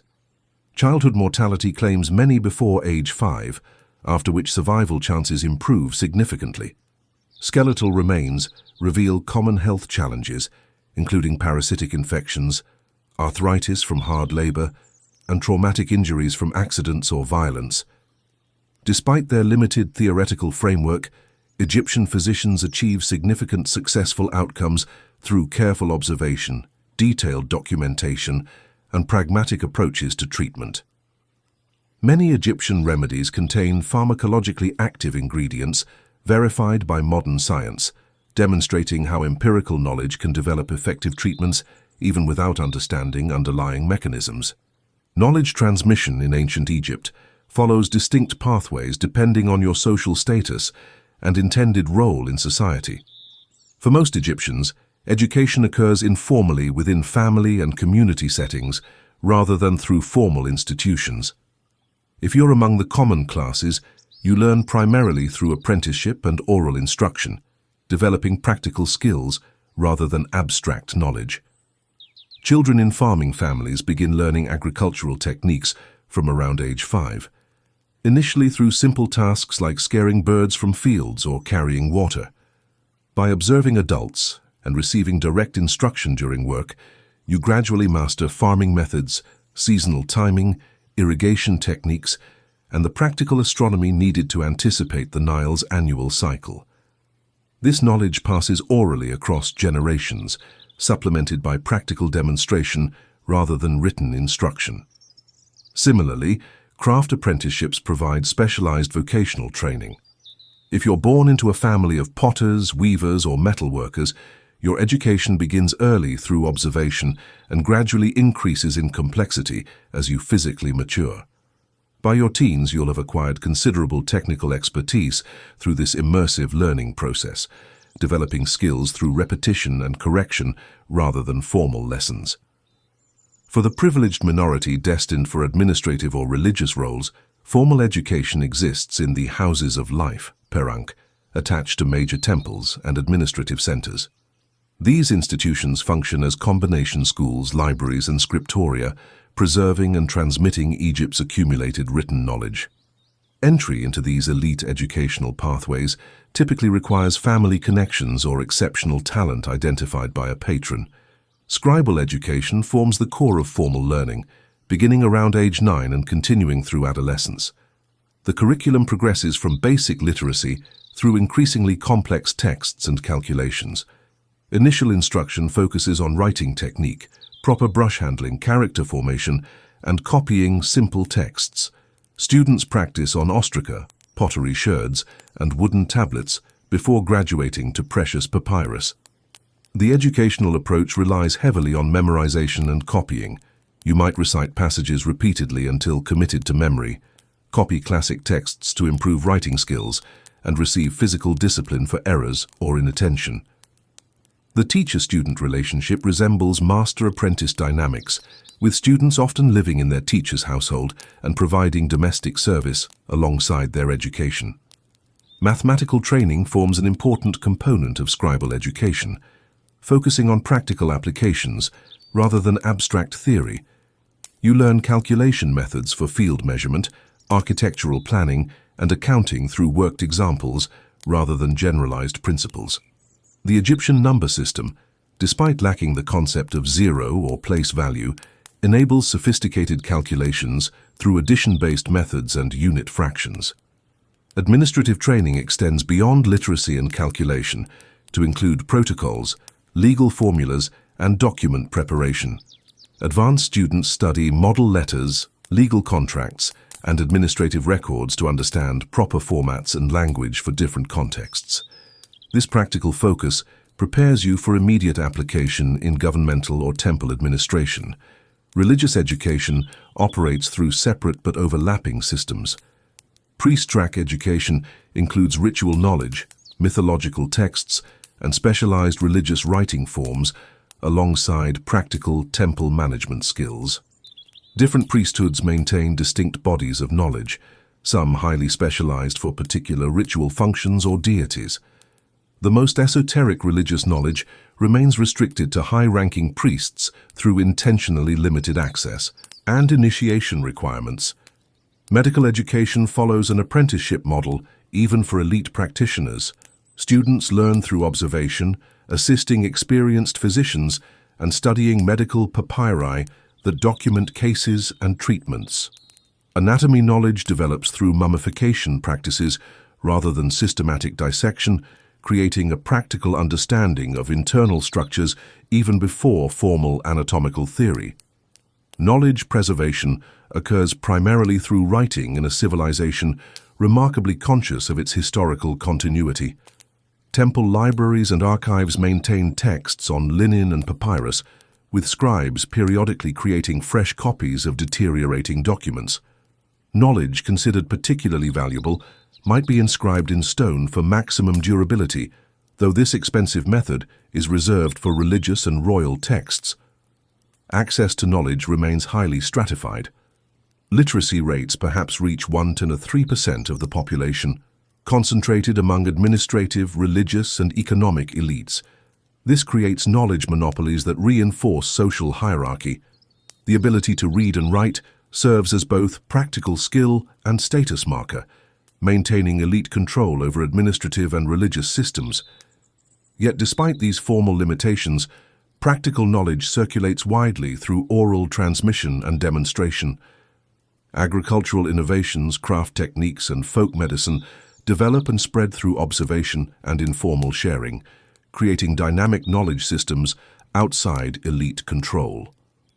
This parallel development of practical expertise, alongside formal written knowledge, characterizes Egyptian intellectual life throughout its long history. Despite the demanding nature of agriculture and crafts, your life in ancient Egypt includes significant moments of leisure and entertainment woven between work periods. Recreation serves not merely as diversion, but as essential social bonding, religious expression, and cultural reinforcement within your community. Music permeates Egyptian life, from simple work songs that coordinate group labor to elaborate compositions performed at religious ceremonies and elite gatherings. If you're among the common people, you might play hand drums, rattles, or simple reed flutes for family celebrations. Professional musicians, often women with specialized training, perform in temples and noble households using harps, lutes, drums, and rattles in coordinated ensembles. Musical training passes through family lines, creating dynasties of performers attached to particular temples or households. Dance accompanies music in most contexts, ranging from spontaneous movement at family celebrations to highly choreographed performances by trained dancers at religious festivals. Different dance styles serve specific purposes. Funerary dances move mourners through grief, acrobatic dances demonstrate physical prowess, and ritual dances enact mythological narratives. Professional dancers often train from childhood, developing specialized techniques passed through direct instruction rather than written notation. Board games provide popular entertainment across social classes. Senet, the most widespread game, uses a board of 30 squares, and playing pieces moved according to throws of casting sticks or knucklebones. Its gameplay combines strategy with chance, and it carries religious significance as well. The game journey metaphorically represents the soul's passage to the afterlife. Children play simplified versions with grid patterns scratched into dirt, while elites enjoy elaborately crafted game sets with inlaid boards and carved playing pieces. Mehen, another popular board game, uses a spiral-shaped board representing a coiled snake, with pieces racing from the tail to the head. Other games include 20 squares, similar to backgammon, and various forms of dice and knucklebone games. Gambling frequently accompanies gameplay, with stakes ranging from simple favors to valuable goods depending on the participants' resources. Hunting and fishing serve both practical subsistence needs and recreational purposes. Elite hunting in the desert or marshes represents a sportsman's pursuit as much as food gathering, with specialized equipment and trained hunting dogs. Fowling with throwing sticks provides both recreation and protein for common households, while fishing with nets, traps, or spears combines utility with enjoyment of time spent by the water. Storytelling occupies evening hours when daylight labor ends, Professional storytellers might visit villages during festivals, but most tales are shared within family groups by elders. These narratives include creation myths, stories of the gods, semi-historical legends of past kings, and moral tales teaching proper behavior. Through repetitive telling with consistent themes but variable details, these stories reinforce cultural values while entertaining listeners of all ages. Athletic competitions feature in both religious festivals and secular celebrations. Wrestling matches follow standardized rules, with referees judging the contests. Stick fighting demonstrates martial prowess while usually avoiding serious injury. Swimming races in canals show mastery of an essential Nile Valley skill. These competitions occur informally among village youths and formally during festivals, sometimes with prizes awarded to victors. Children's play reflects and prepares for adult activities through simplified versions of work and social roles. Girls practice childcare with crude dolls made from bundled reeds with clay heads. Boys stage mock hunts with miniature bows or herd small animals. Both genders play with miniature implements imitating adult tools, tiny pottery, woven baskets, or wooden farming implements scaled to small hands. Festivals provide the most elaborate entertainment experiences, combining religious observance with feasting, music, and public performances.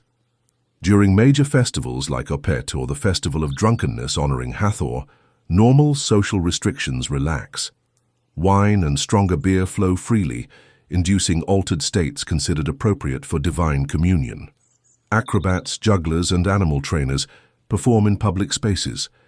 Strangers interact more freely than in daily life, sometimes leading to romantic connections outside normal family-arranged courtships.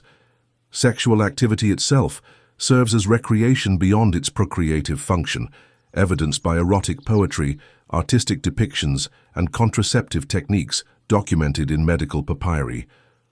Unlike some later Mediterranean civilizations, Egyptian culture maintains relatively open attitudes toward sexuality, treating it as a natural pleasure rather than a moral concern when conducted within appropriate social boundaries. River excursions provide welcome relief during hot seasons. Wealthier families might own small pleasure boats for day trips, while communal outings in fishing vessels allow even humble households to enjoy the cooling breezes and changing perspective of water travel. These excursions often combine practical activities like fishing or gathering marsh plants with leisure enjoyment. Throughout these diverse entertainments runs a common thread of community building. Whether gathered for storytelling, festival dancing, or board games, these activities strengthen social bonds, reinforce shared cultural values, and provide necessary psychological balance to the demands of agricultural and craft labor. Egyptian society forms a complex hierarchical structure with relatively fixed social positions determined primarily by birth. This pyramid of status places Pharaoh at its pinnacle as the divine embodiment of order, with layers of elites, officials, priests, commoners, and servants arranged below. Your daily experiences, opportunities, and interactions depend significantly on your position within this carefully maintained social order.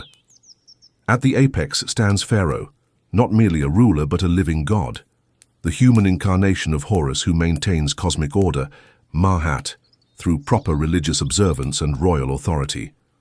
Though most Egyptians never glimpse Pharaoh directly, royal authority permeates daily life through officials, taxes, conscripted labor projects, and constant visual reminders in art and architecture. You view Pharaoh's divine status not as abstract theology, but as practical reality. The king's proper relationship with the gods ensures the Nile floods appropriately, the harvests succeed, and Egypt remains protected from external threats. Directly below Pharaoh stands the vizier, the chief minister overseeing administration, courts, and public works. This highest non-royal position, sometimes held by members of the royal family, but often by career administrators, serves as the crucial link between divine kingship and practical governance. The vizier heads a complex bureaucracy extending from the royal court down to village-level administrators. The elite class consists of nobles, often related to the royal family, high officials, and the wealthiest landowners. This group, perhaps 5% of the population, controls vast agricultural estates, holds important administrative and religious offices, and enjoys luxury goods, elaborate tombs, and leisure activities inaccessible to common Egyptians. Elite status typically passes through family lines, though exceptional individuals occasionally rise through scribal education, military achievement, or royal favor. The priestly class occupies a special position within the hierarchy. Temple priests aren't primarily spiritual advisors, but ritual specialists who maintain proper divine relations through daily offerings and ceremonies. Different levels of priesthood exist, from high priests with significant political influence to lower-ranking ritual performers and temple workers. Many priests serve part-time on rotation rather than as lifetime vocations, maintaining other occupations and family life outside their temple service periods. Scribes form perhaps the most socially mobile group, with literacy and administrative knowledge providing paths to higher status. Scribal training, typically available only to boys from at least moderately prosperous families, offers exemption from physical labor and access to administrative positions. While most scribes remain middle-status administrators, exceptional individuals might rise to high official positions based on ability and patronage. Merchants and craftspeople occupy middle positions in the social order, with significant variation based on craft specialty and success. Master craftspeople producing luxury goods for elite consumption, goldsmiths, fine woodworkers, master sculptors, achieve higher status than those creating utilitarian objects. Craft identity often passes through family lines, creating specialized neighborhoods and generational knowledge transmission. Soldiers constitute a distinct social category with internally varied status. Career military officers from elite backgrounds command significant respect and material rewards, particularly during expansionist periods. Common soldiers drawn from conscription receive land grants and occasional booty rather than regular wages, occupying a middling social position with opportunities for advancement through battlefield achievement. Agricultural workers, the vast majority of the population, occupy lower social positions despite providing the economic foundation for the entire civilization. Free farmers working their own small plots or tenant farmers on noble or temple estates lead lives of hard physical labor with limited material comforts, but maintain personal freedom and family structure. Most farmers participate in corvée labor during the inundation season, when agricultural work pauses, contributing to monumental construction or infrastructure maintenance. At the lowest social stratum are servants and slaves, though ancient Egyptian slavery differs significantly from later systems. Many slaves are more accurately described as bonded servants with certain legal rights and paths to manumission. Household servants attached to elite families might enjoy relatively stable lives despite their low status. War captives face harsher conditions, often assigned to quarries, mines, or other dangerous labor. Debt slavery provides a temporary status for those unable to meet financial obligations, with service typically limited to specific time periods. Governance operates through nested hierarchies of officials extending from the royal court to village level. Nomes, provinces, are administered by nomarchs responsible for tax collection, maintaining order, and implementing royal directives. Below them, mayors and village headmen manage local affairs, arbitrate minor disputes, and organize community labor projects. This administrative structure balances centralized royal authority with practical local management. The justice system functions without formal legal codes, operating instead through precedent, ma'at principles, and administrative decisions. Minor disputes receive resolution from local officials, while more serious cases might be referred upward to regional courts headed by priests or royal representatives. The Kenbet, court council, in each district handles both civil disputes and criminal matters. Punishments range from fines and beatings for minor offenses to forced labor, exile, or execution for serious crimes. Despite this rigid hierarchical structure, practical social realities include some flexibility. Exceptional individuals occasionally rise through talent and patronage. Personal relationships create networks that cross status boundaries. Small acts of resistance and negotiation occur within seemingly rigid structures. Yet throughout Egyptian history, The fundamental social pyramid remains remarkably stable, with each level maintaining distinct roles in sustaining one of history's most enduring civilizations. Justice in ancient Egypt operates not through codified laws, but through the concept of ma'at, cosmic order, truth and justice, personified as a goddess with a feather of truth. This principle governs not only human interactions, but the entire cosmos, making its maintenance essential for both social harmony and cosmic balance. While no comprehensive law code exists comparable to Hammurabi's in Babylon, a system of precedents, customs, and royal decrees creates a functional legal framework. For most ordinary disputes in your village or urban neighborhood, resolution begins at the local level.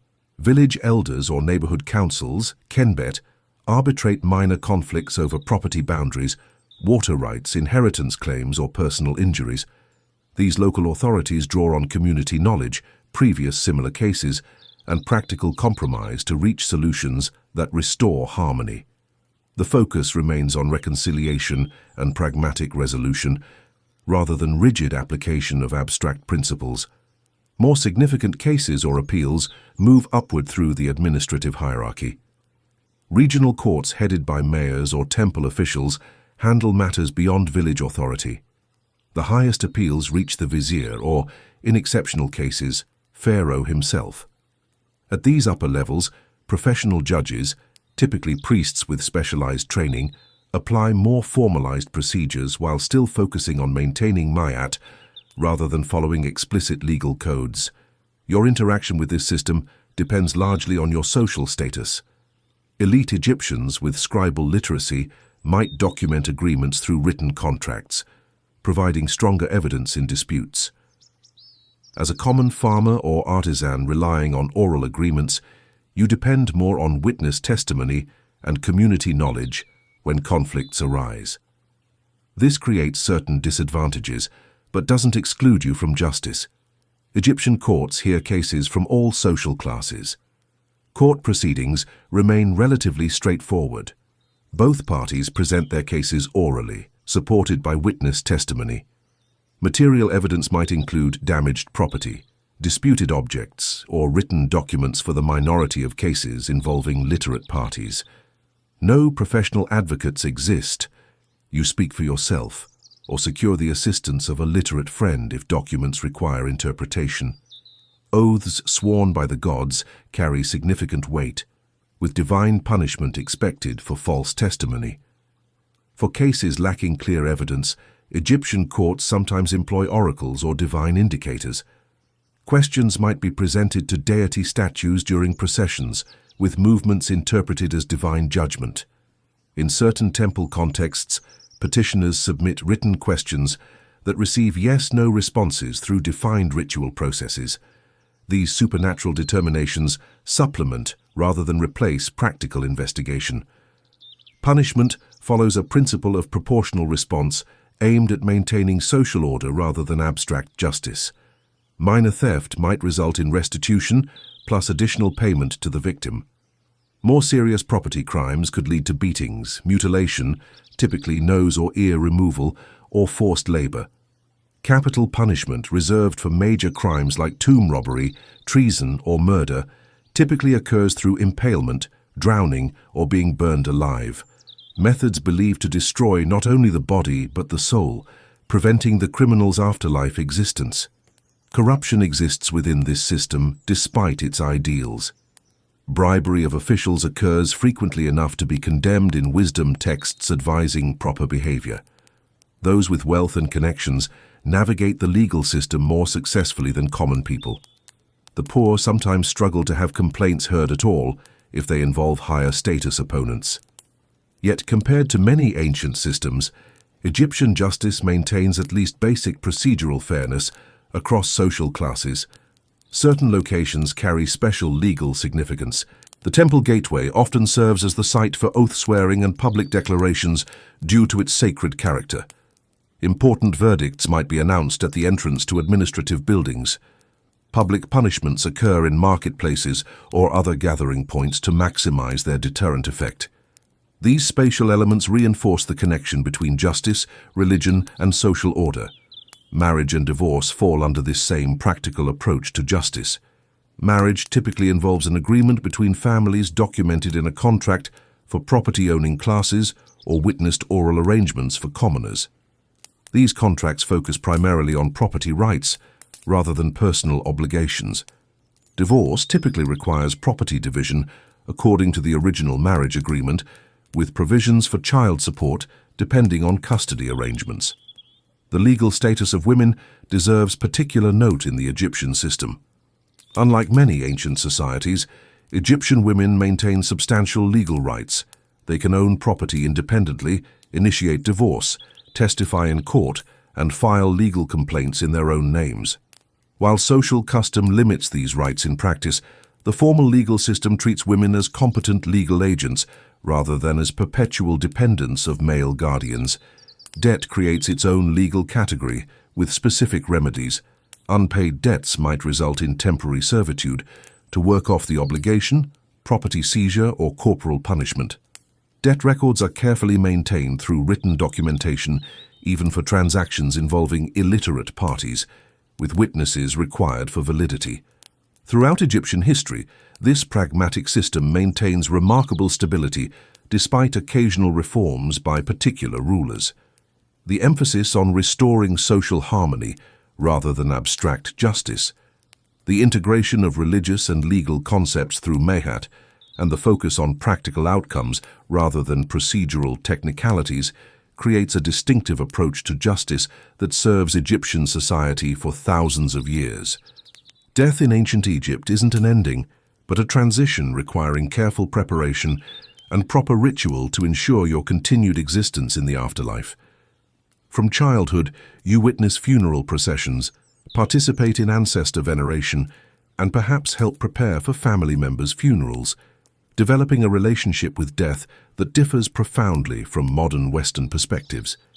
Your preparation for death begins during life, setting aside resources for funeral expenses as your means allow. Even modest households allocate precious surplus for eventual funeral needs, recognizing that proper burial with appropriate equipment ensures continued existence. The items you acquire or commission during life, amulets, inscribed Shabti figures, copies of protective spells, represent practical investments in your afterlife security rather than morbid preoccupations. When death approaches, family members place you on a clean mat on the floor rather than a bed, orienting your head northward to align with the afterlife realm. As you draw your final breaths, professional mourners might already be gathering, hired to express grief through dramatic gestures, wailing, and ritual laments that help channel the family's actual sorrow through culturally prescribed forms. Immediately after death, your body undergoes preliminary cleaning in your home.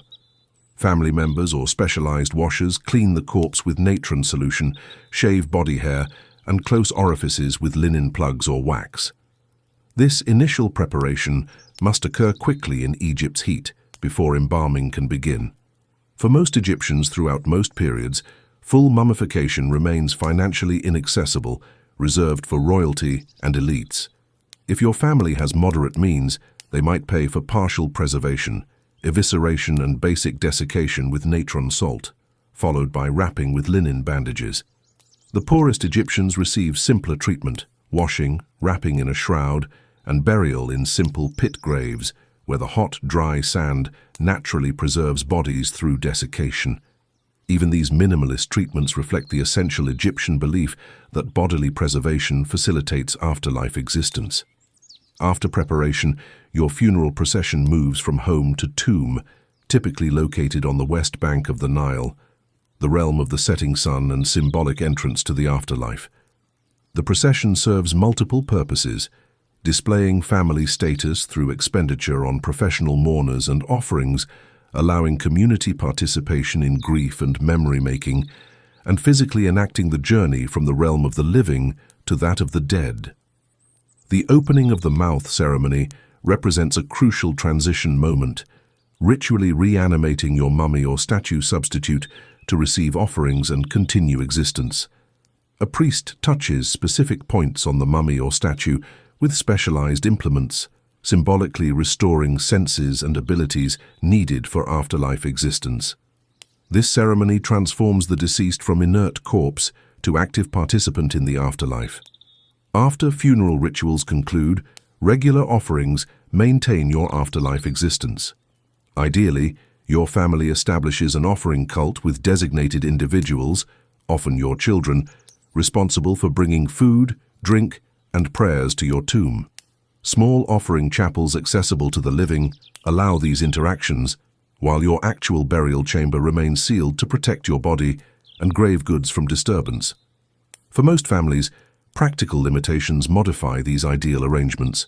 Rather than individual tombs, most Egyptians share family or community burial spaces with varying degrees of elaboration. After initial intensive offering periods, practical attention to ancestors typically diminishes, with occasional renewal during festivals specifically honoring the dead. Community priests might perform group offerings, benefiting all deceased in a particular cemetery rather than individual. Attention to each tomb. Your grave goods reflect both practical afterlife needs and your social status. Minimal burials include essential items like sandals for afterlife journeys, cosmetic implements for proper appearance, and perhaps tools representing your earthly profession. Wealthier burials add furniture, clothing, jewelry, and recreational items like game boards. The elite might include elaborate grave goods, including boats, chariots, and extensive household equipment. These aren't merely symbolic, but practically necessary for afterlife comfort, according to Egyptian belief. Tomb decoration for those who can afford it serves multiple purposes, expressing the deceased's identity and status, providing magical assistance through appropriate spells and images, and creating a substitute environment if offerings cease. Tomb scenes typically show idealized versions of earthly life, abundant harvests, successful hunts, harmonious family relationships that you hope to continue experiencing in the afterlife. The weighing of the heart ceremony, depicted in funerary texts and tomb paintings, represents the judgment each soul undergoes before entering the afterlife proper. Your heart, considered the seat of intellect and character, is weighed against the feather of Ma'at, truth, cosmic order. A successful judgment allows continued existence. Failure results in consumption by the fearsome Amit and effective annihilation. To help ensure success, the Book of the Dead provides protective spells and declarations of innocence. For those left behind, the grief process includes both emotional responses and practical adjustments. Widows and widowers face significant status changes, particularly widows who might lose economic security. Children assume new responsibilities, including maintenance of their parents' mortuary cults. The inheritance process redistributes the deceased's property according to either written instructions or customary practice, typically favoring male heirs, but with significant variations based on period and circumstance. Throughout Egyptian history, this complex relationship with death remains remarkably consistent in its essential beliefs, while adapting details to changing religious emphases and economic realities.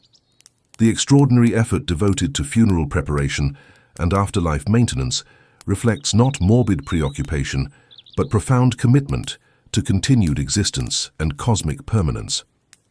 Personal appearance in ancient Egypt functions as both practical adaptation to environmental conditions and complex social signaling, with cosmetics and grooming practices that serve hygienic, medicinal, religious, and aesthetic purposes simultaneously. The care you devote to your appearance reflects not vanity, but proper attention to social norms and physical well-being in Egypt's challenging climate.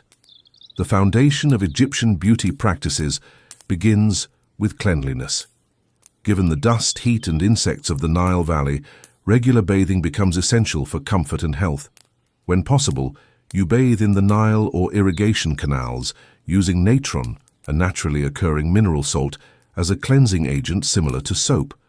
Natron's mild antiseptic properties help prevent skin infections, while its deodorizing effect addresses body odor concerns. Wealthier households might have designated bathing areas where servants pour water over family members from clay jugs. Hair removal represents another key aspect of Egyptian hygiene. Both men and women regularly remove body hair using bronze razors, flint blades, or depilatory creams made from caustic plant mixtures. Complete baldness is common practice for priests during ritual periods and for elite men and women who then wear wigs for formal occasions. This practice helps prevent lice and reduces sweating in Egypt's intense heat. Children often have their heads shaved except for the sidelock of youth, a single braided section that marks childhood status until coming of age. Wigs serve both practical and aesthetic functions in Egyptian society. Crafted from human hair for the elite or plant fibers and wool for those of modest means, wigs protect the scalp from sunburn while allowing better air circulation than natural hair. Their elaborate styling, typically shoulder length with carefully arranged curls, demonstrates social status and fashion consciousness. On special occasions, wigs might be adorned with flowers or small ornaments, sometimes with fragranced wax cones placed on top that slowly melt, releasing perfume throughout an event. Eye makeup represents perhaps the most distinctive element of Egyptian cosmetic practice. The famous kohl, ground galena or lead sulfide, applied around the eyes creates the dramatic almond-shaped look familiar from Egyptian art. Beyond aesthetic appeal, this practice serves critical practical functions, reducing sun glare on bright days, deterring eye-seeking insects, and possibly limiting bacterial eye infections common in the dusty environment. The antimicrobial properties of lead compounds in kohl may have provided genuine medical benefits despite their toxicity. Green malachite powder provides another eye cosmetic option, particularly popular during early periods. Applied to the upper eyelids, this copper-based mineral creates a distinctive green shade, while potentially offering mild antimicrobial benefits similar to kohl. The visual emphasis on eyes reflects their importance in Egyptian religious symbolism, particularly connections to Horus and Ra. Skincare involves both protective and decorative elements. Oils and unguents protect your skin from harsh sun and dry desert air, with different formulations for different body parts and social contexts. Basic moisturizing uses plant oils like moringa or balanites, while more elaborate preparations might include honey, milk or animal fats combined with aromatic resins. These moisturizers simultaneously prevent skin damage and signal status through their scent and quality. Red ochre, iron oxide, serves as cheek and lip color for women and occasionally men, applied as powder or mixed with fat to create a more adhesive product. Unlike modern cosmetics intended primarily for visual effect, these pigments provide sun protection while simultaneously signaling health and vitality through their warmth and color.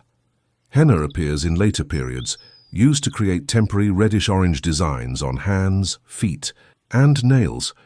The cooling sensation during application provides welcome relief in hot weather, while its mild antiseptic properties help prevent skin infections. Complex henna designs might indicate special occasions like marriages or festivals.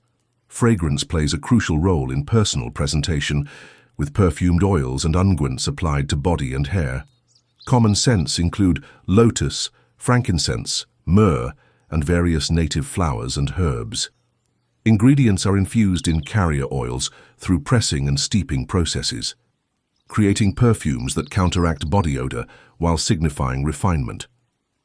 Perfume cones, solid scented wax formed into conical shapes, sit atop wigs during banquets, slowly melting to release fragrance throughout the event.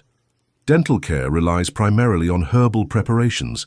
Teeth cleaning occurs through chewing aromatic twigs with mild antiseptic properties, while breath freshening employs mint, cinnamon, or frankincense.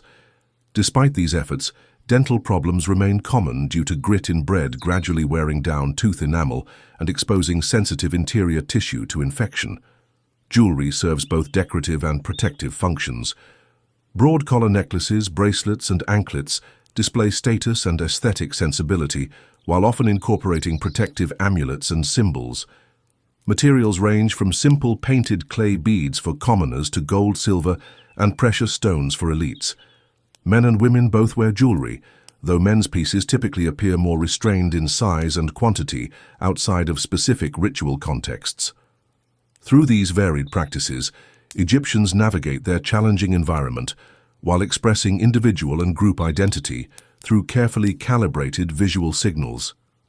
The seemingly decorative aspects of appearance carry practical benefits, religious significance, and social meaning simultaneously, creating a holistic approach to personal presentation that blends pragmatism with aesthetic sophistication. The rhythms of Egyptian life follow patterns established by celestial bodies and natural cycles, creating a timekeeping system deeply integrated with religious beliefs and practical necessities. Your experience of time differs fundamentally from modern concepts, with fewer precise measurements but a profound awareness of natural cycles that modern urban dwellers have largely lost. The solar day provides your most basic time unit, divided into 24 unequal hours, 12 daylight hours and 12 night hours, whose duration varies seasonally. Rather than fixed 60-minute periods, daylight hours stretch longer in summer and shorter in winter, with night hours experiencing the opposite variation. You track these flexible hours through sundials during day and water clocks, clepsydras at night, though precise timekeeping remains primarily a concern for priests and officials rather than ordinary households. For daily timekeeping, most Egyptians rely on natural indicators rather than mechanical devices. The sun's position relative to landscape features or shadow patterns provides approximate guidance. Roosters announce dawn, while the behavior of certain animals or the closing of specific flowers indicates evening's approach. These biological and astronomical cues suffice for coordinating most activities in an agricultural society operating primarily by daylight. The Egyptian week consists of 10 days, with 3 weeks forming a month and 12 months creating a 360-day year. The remaining 5 days necessary to align with the solar year become epagomenal days outside the regular calendar, birthdays of the gods Osiris, Horus, Set, Isis, and Nephthys. These days carry special religious significance and sometimes superstitious caution, considered potentially dangerous transition periods between years. Each year begins theoretically with the heliacal rising of Sirius, Egyptian Sopdet, Greek Sothis, the first morning when this bright star becomes visible on the eastern horizon just before sunrise after a period of absence. This astronomical event roughly coincides with the Nile's annual flood, connecting celestial patterns with the agricultural cycle essential to Egyptian survival. The true New Year thus occurs when both these events align, creating a deep connection between cosmic and terrestrial renewal. The theoretical precision of the Sirius-based calendar gradually drifts against the actual solar year due to the quarter-day discrepancy between the 365-day calendar and the roughly 365.25-day solar year. Over time, this creates a slow cycle where the calendar year and seasonal year realign approximately every 1,460 years, the Sothic cycle. Egyptian administrators track this discrepancy without implementing leap years, allowing the civil calendar to gradually process through the seasons over centuries. 3 distinct seasons structure the Egyptian year, each directly connected to the Nile's cycle rather than temperature variations. Akhet, inundation, when fields lie underwater during the annual flood. Pere, emergence, when floodwaters recede and crops grow. And Shemu, harvest, when crops mature and are gathered before the next flood. These agricultural seasons provide more meaningful temporal markers than abstract calendar divisions, directly connecting time measurement with survival activities. Lunar observation supplements the solar calendar, with priests carefully tracking moon phases to determine appropriate times for religious rituals. The new moon or full moon often marks festival days, creating a parallel lunar calendar alongside the administrative solar one. Certain celebrations require specific moon phases, necessitating complex calculations to align lunar and solar calendars for proper ritual timing. Stars provide critical navigational and seasonal information beyond Sirius. Egyptian astronomers identify specific star groupings, constellations, and track their appearances and positions throughout the year. The imperishable stars, circumpolar stars that never set below the horizon, hold special significance as symbols of eternal life and divine constancy. Certain stars' positions relative to architectural features like temple doorways create purposeful alignments marking solstices, equinoxes, or other astronomically significant moments. Astronomical knowledge concentrates primarily among priests responsible for temple rituals and calendar maintenance. Specialized observers of the hours track star movements and maintain the complex records necessary for predicting celestial events. These astronomical priests create star charts mapping the night sky and tables predicting planetary movements, demonstrating sophisticated observational abilities despite limited theoretical frameworks. Astronomical symbolism permeates Egyptian religious architecture. Temple axes often align with significant sunrise positions on solstices or other important dates. Ceiling decorations might depict the night sky with constellations represented as deities. Light phenomena created by architectural alignments, specific shadows or illumination patterns occurring only on particular dates, demonstrate the deliberate integration of astronomical knowledge into sacred structures. For ordinary Egyptians, celestial knowledge blends practical utility with religious significance. Farmers watch for certain star risings to time agricultural activities. Travelers use stars for nighttime navigation. Fishermen and sailors rely on stellar patterns to predict weather conditions and navigate the Nile and Mediterranean. These practical uses of astronomy coexist seamlessly with religious interpretations of celestial bodies as manifestations of deities. Astrological beliefs assign meaning to celestial positions and events beyond mere timekeeping. The position of planets and stars at your birth might influence your destiny and character. Certain celestial configurations are considered auspicious or inauspicious for specific activities. Unusual astronomical events like eclipses, comets, or exceptionally bright planetary appearances receive careful interpretation as divine communications rather than mere natural phenomena. Through these integrated systems of observation and interpretation, ancient Egyptians maintain a complex relationship with time that balances practical needs with cosmic awareness, creating a civilization remarkably attuned to natural cycles while capable of magnificent achievements requiring precise long-term planning. Gender in ancient Egypt operates through clearly defined but relatively flexible roles that differ significantly from many other ancient societies. While distinct male and female spheres exist, the boundaries between them allow for practical adaptations and individual variations that create a more nuanced gender system than simple binary opposition. The theological foundation of Egyptian gender concepts rests on divine partnerships rather than masculine dominance. Creation myths feature complementary male and female deities working in concert: Isis and Osiris, Nut and Geb, Shu and Tefnut. These divine pairs model balanced gender relationships where both masculine and feminine principles contribute essential elements to cosmic function.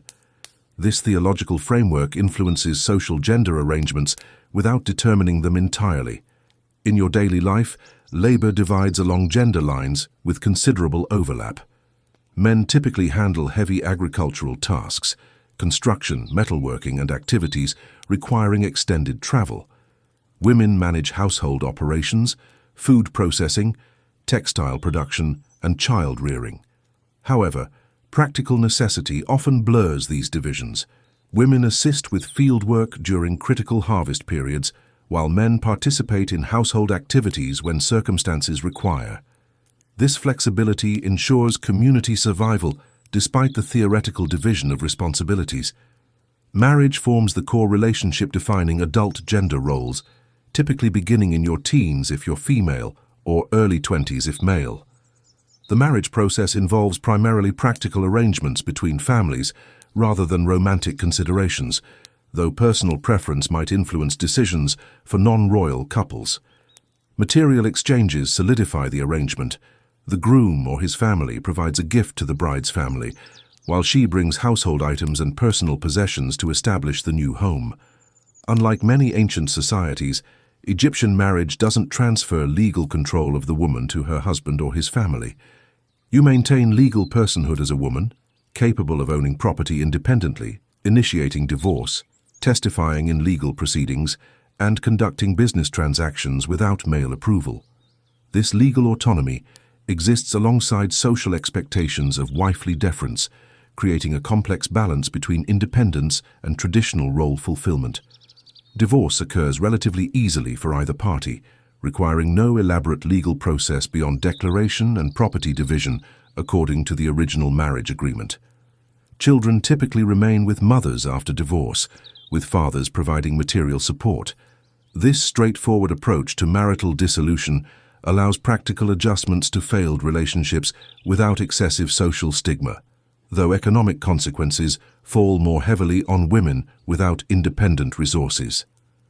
Sexuality within marriage focuses primarily on reproduction, while acknowledging pleasure as a legitimate aspect of human experience.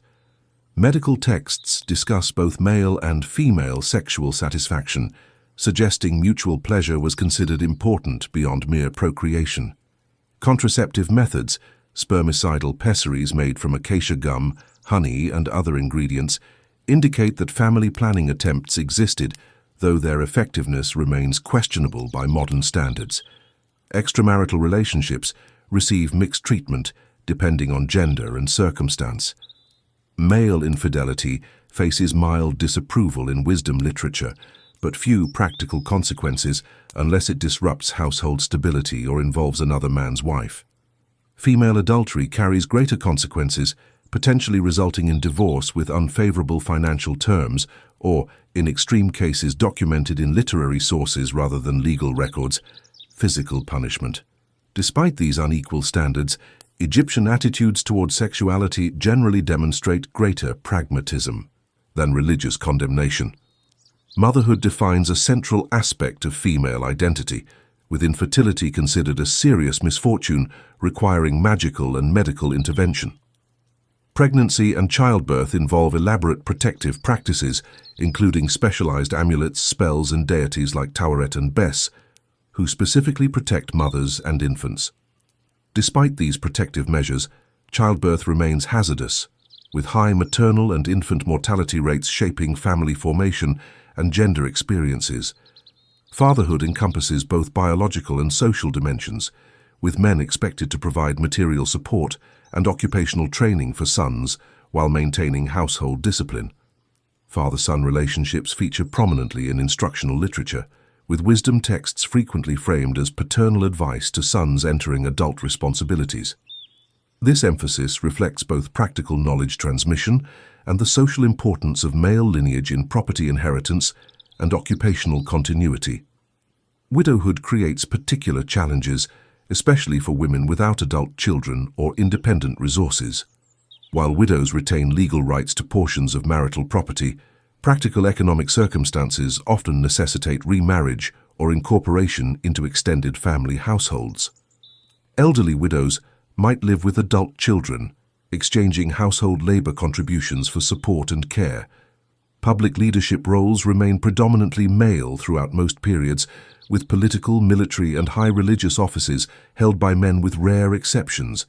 However, elite women exercise significant influence through property control, household management, and informal authority networks. Occasional female pharaohs like Hatshepsut demonstrate the theoretical possibility of women holding supreme power. Though their iconography often incorporates masculine elements to align with established leadership symbols, religious participation crosses gender boundaries more fluidly than political power. Women serve as priestesses, ritual musicians, and temple attendants for specific deities, particularly goddesses like Hathor. Both men and women participate in public religious festivals and maintain household religious practices, though with somewhat different ritual roles reflecting broader social gender patterns. Throughout Egyptian history, gender constructions maintain remarkable consistency despite political and economic changes, creating stable expectations while allowing practical adaptations to individual circumstances. This combination of clear gender differentiation with relative flexibility and female legal recognition distinguishes Egyptian gender systems from many contemporaneous societies with more rigid and restrictive gender hierarchies.